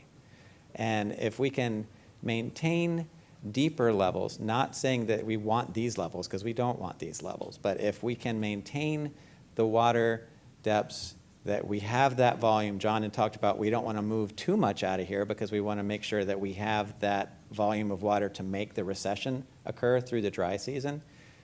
We are in a very good setup if we have that good recession to have another one of those above average years. And just going through the individual species, white ibis were lower, snowy egrets were lower, had a good year for wood storks, and it was a bit lower for great egrets as well. Coming down into Florida Bay, you see that the Taylor Slough depths here are nice and high. The conditions are at the bottom of the interquartile range, which is a great setup as we're moving along. There's really no issue currently happening in Florida Bay. Conditions are wonderful. And with that, I thank you, and I'll take any questions you might have. Carmen? Yes, thank you, Mr. Chair, and thank you, Lawrence. I had a question on this slide 27, where you did the 20-year averages. I must have missed something. What, the slide on the right, where you were talking about the water levels, is the 20-year average? No, this is what water depths are currently on this date. So July 9th, this is what we're seeing. Now, if we take all of the July 9ths over the past 20 years and average them, this is what we see on this side. So you're taking a day in time and you're comparing it to that same day over the past 20 years. And that's what this one is. And so it's a difference map. These are showing the 50th percentile. If it's the bluer colors, then you're saying the water conditions are deeper than it was currently. If you say it's over here, it would be that then this 20-year average is drier than this year. So what we're seeing is water conditions are much deeper currently than what they were, over this past 20 years. Then this is what this is saying. This is deep, and it has been, I lost my Isn't train it of just thought. the opposite? Because currently, we're showing green up there in the top. And over here on, well, there's So some what- yellow. Yeah, we're seeing that this is a deep condition. And it is much deeper than the 20-year period of average, is what we're trying to say. That's what I'm trying to say. Yeah. Uh, Yeah, you're and- just, and so- so the way I think about it is there could be a third chart in here, right? Mhm. The one, and it would go in between, right, which would reflect what we have on the 9th as an average over 20 years, the depth. And then this chart on the right, as you push it further to the right, is the difference between the 7-9 chart of 23 and then the 20-year chart. Does that make Mhm. sense? Yeah, because it's averages, and I'm not Yeah. sure it tells me much, because we really don't manage water by averages, do we? We don't. Okay, We don't. thank you. You're welcome. Mr. Stanley? So, STAs, can we go back to that page? Can I want to address the averages thing on that. That, Mr. Steinle, you are right, this needs a third map in it. The takeaway message here is Everglades National Park, because we have a different operating schedule, we have a seepage wall, and so what you're seeing in Everglades National Park is a lot more water than traditionally was there for the past 20 years, which is very good for Everglades National Park and very good for Florida Bay. So in prior years, you wouldn't have had the tools to move the water in Everglades National Park because the 8.5 square mile area would have been clogged up. The old Tamiami Trail was there. We only had a few structures. So this is intended to show how much more water with the tools we have now we can move into Everglades National Park when we have these higher water levels.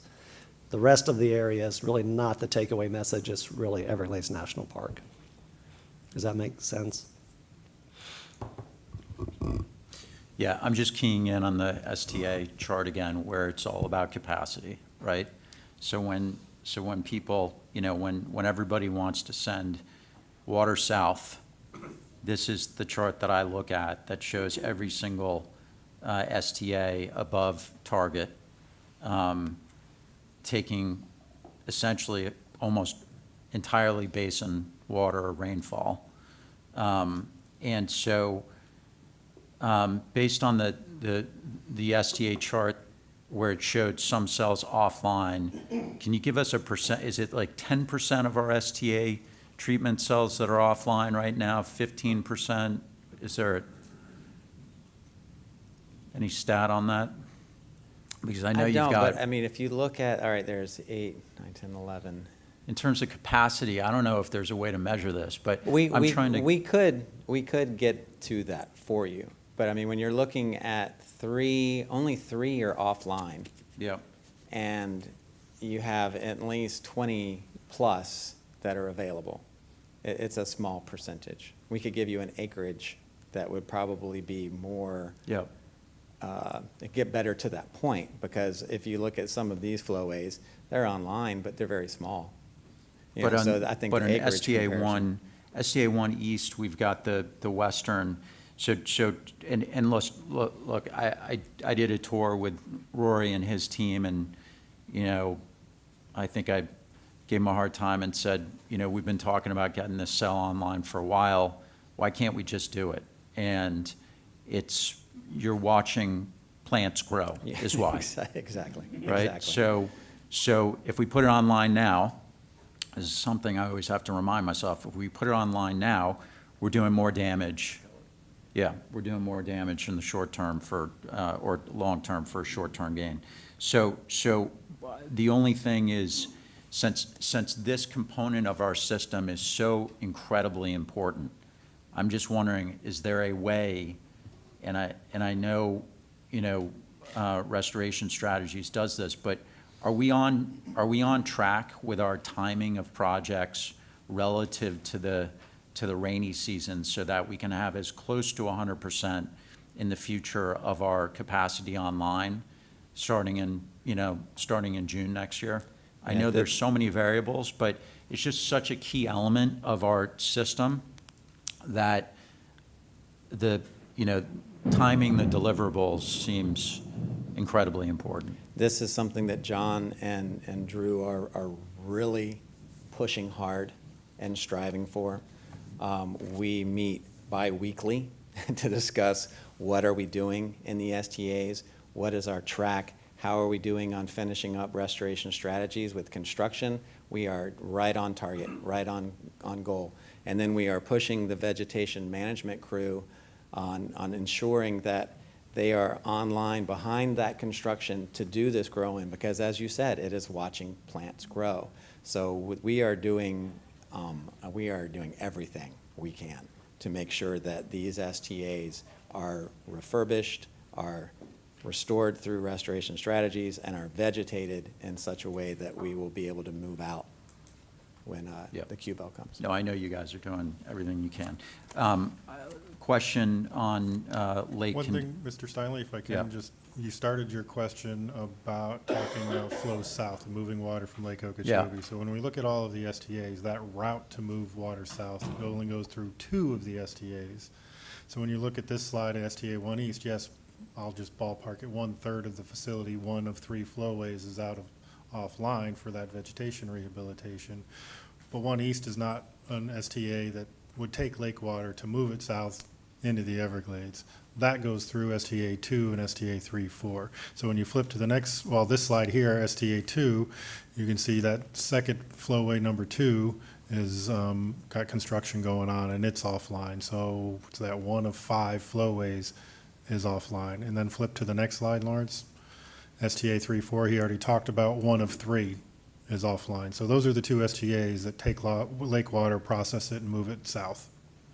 No, that's a helpful reminder. I think, just holistically and separate from moving water south, 1 is important.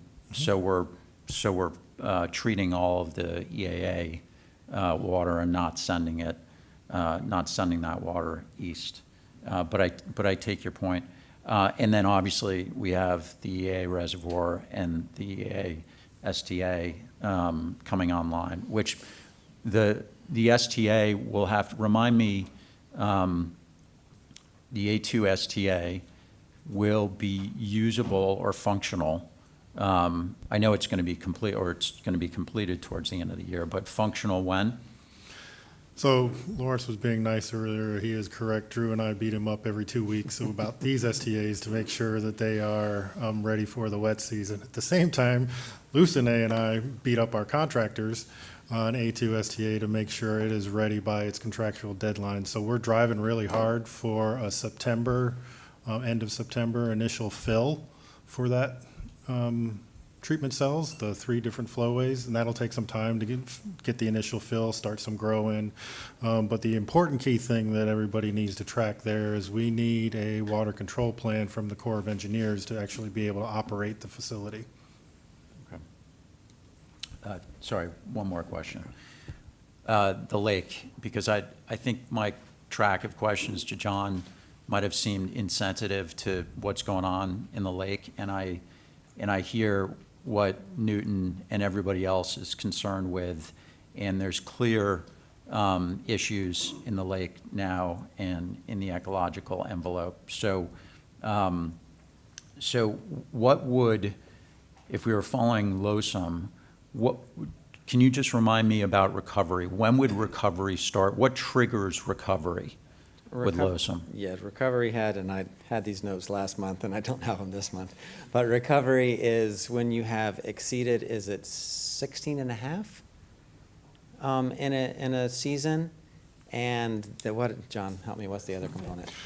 So I'll make it real quick. There are 3 conditions that need to be met in order to initiate recovery mode, and then there are equally 3 conditions that, if met, hits the abort button.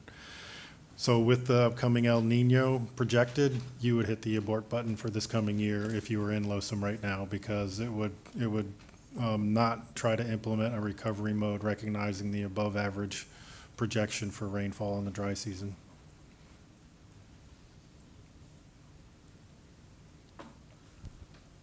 Okay, I think that answers, no, that would be the opposite of what I would expect.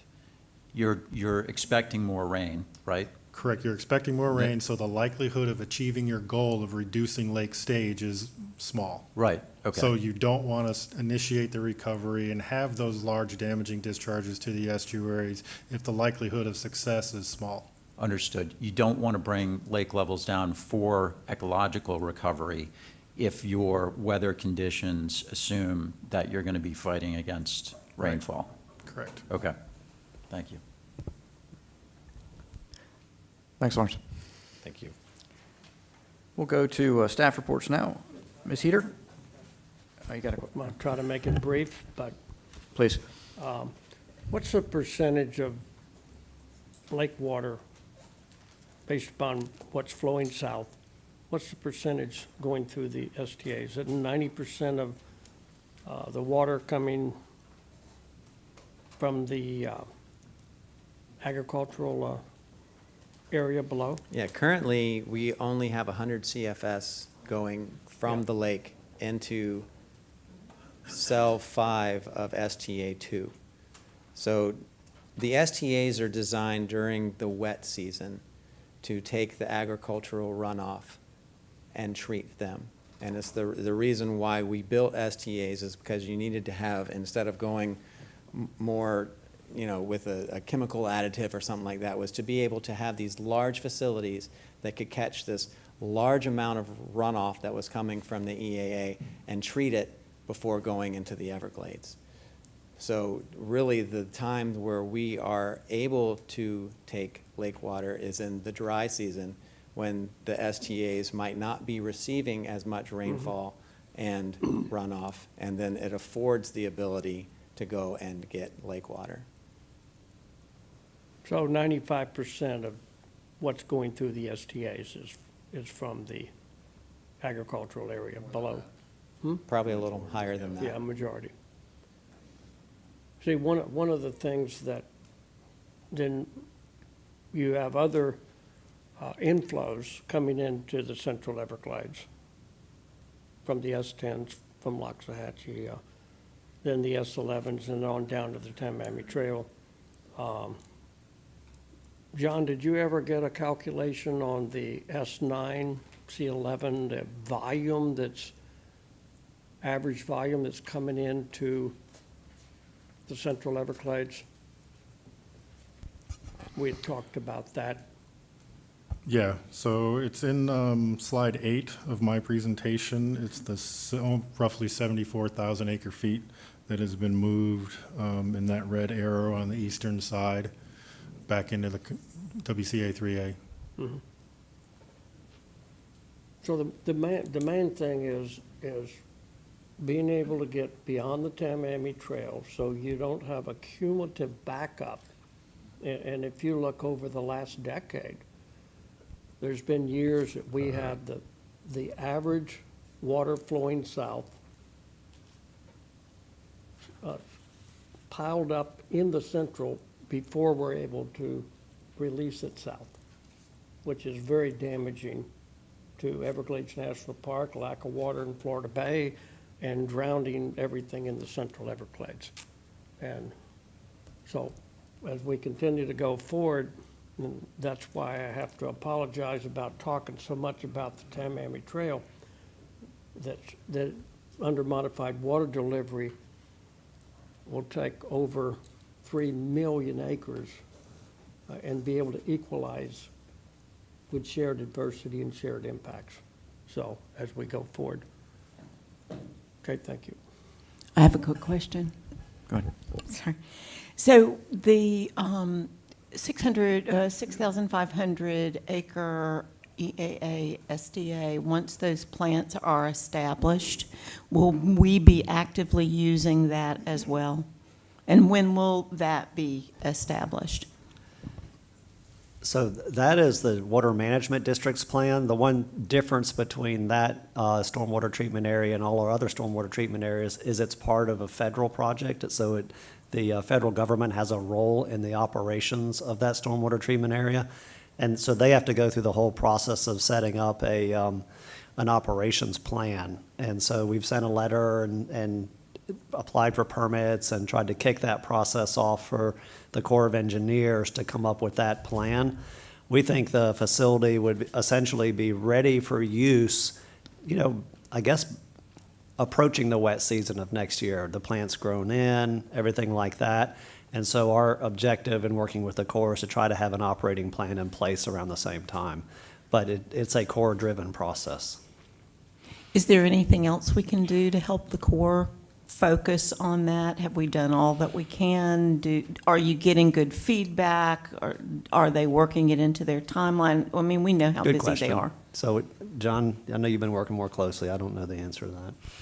Yeah, as Drew mentioned, we've sent the Jacksonville District a letter requesting that they initiate that planning process to develop that operational plan. The feedback that we've gotten is they are working towards doing that. However, I don't have a definitive date at this time other than October of this year that they would be looking to start that planning process.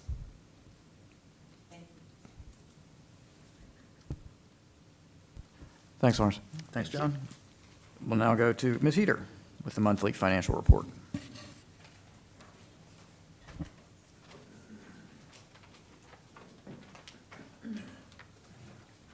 Good afternoon. So the monthly financial report is through the month of May. We have collected thus far $653 million. We collected $98 million more than we did last month, for a total amount of $115 million in the month. We have spent $564 million. Going over the ad valorem, we've collected $297 million out of the $306. That's your ad valorem and agricultural privilege tax. We still have 9.5 remaining to collect. We're at 97% at collection. The intergovernmental, we had a significant increase from last month. We collected $106 million. So with that said, I would like to thank Mr. Ed Smith and his team, Dana, Carson, and Saba, as well as the team under Ms. Maytalk, Budget, and under Ms. Quigley, Finance. They have really dedicated a lot of time to assure that the district is bringing in funds. So I just want to thank everyone for their work. Again, for the expenditures, we still remain where O&M and Everglades Restoration continue to be our areas where we spend significantly more. We have spent $48 million in the month of May in restoration and $25 million in O&M. That concludes my report. Thanks, Candy. Does anyone have any questions? My comment would be thank your staff, and thanks to DEP and their staff Yes. for helping to make us whole. Thank you. I appreciate that. We'll go to the General Counsel's report. Ms. Fincher. Thank you, Chair. I have a quick update on the C-43 litigation.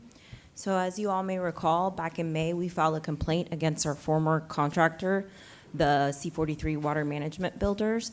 In that complaint, we alleged a breach of contract claim against them. Back a few weeks ago, they filed their answer to our complaint and a cross-claim to our complaint, and we'll be preparing a response to that and filing it within the next couple of weeks. That's all. Thanks. Any questions for Ms. Fincher? Thank you. We'll go to final general public comment. Thank you, Mr. Chairman. We have two. Newton Cook, followed by Mark Perry.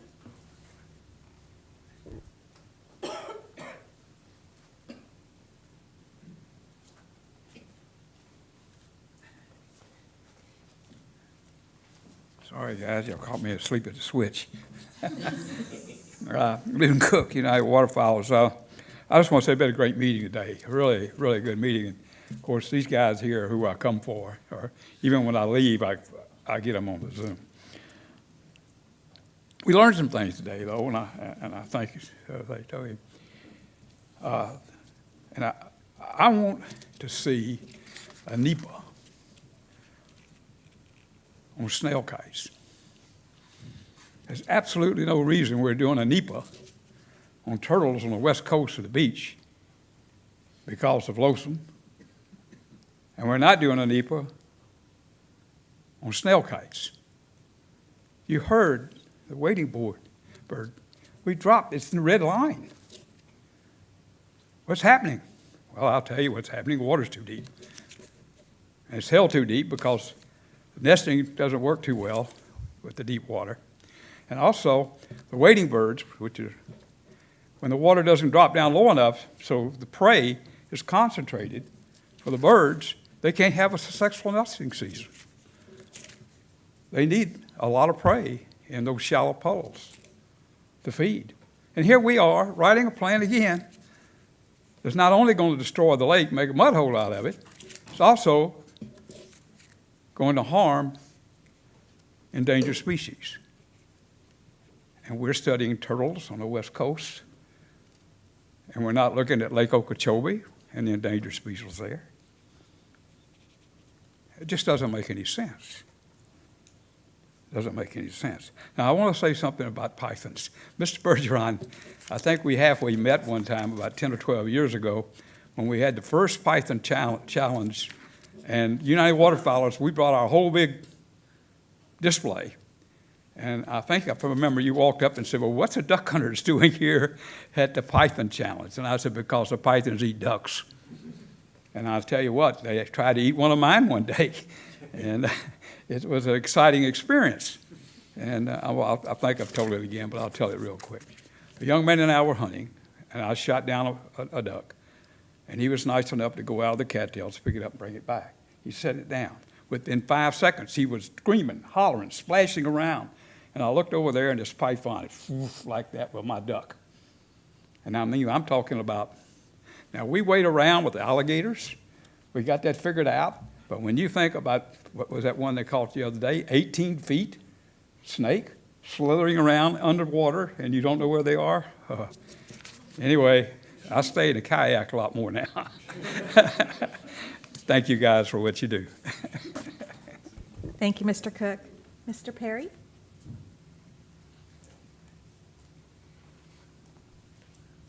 Thank you, Mark Perry, Florida Oceanographic. To echo Newton, it's a good meeting today. Thank you very much for convening. A lot of questions were kind of coming up about the Corps of Engineers, and particularly with LOSUM schedule versus lowers and different kind of projects and programs. And I remember Executive Order 2306 asked the district to make sure you hold the Corps accountable by having them report on CERT projects at every governing board meeting. So I'd make that request again if you could have the Corps and say, hey, can you make sure you attend these meetings or report to you at these meetings about these issues? Because a lot comes up, and your partner with them is critical, of course, and not just the CERT projects, but the operations and the water control plans and everything else that are needed as we move forward.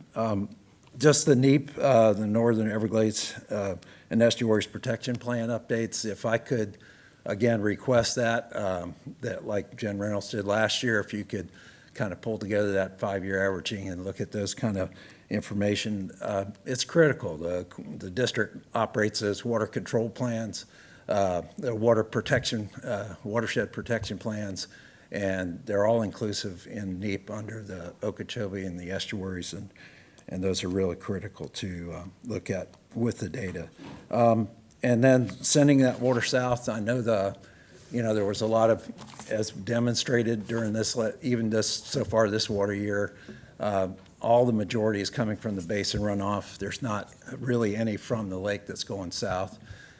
There's a lot of water out of the STAs going into the water conservation areas. There's over 3,600 CFS, and daily that's over 2.5 billion gallons that are coming out of the STAs and in there. But all that is basin runoff, I guess, from the EA basin runoff.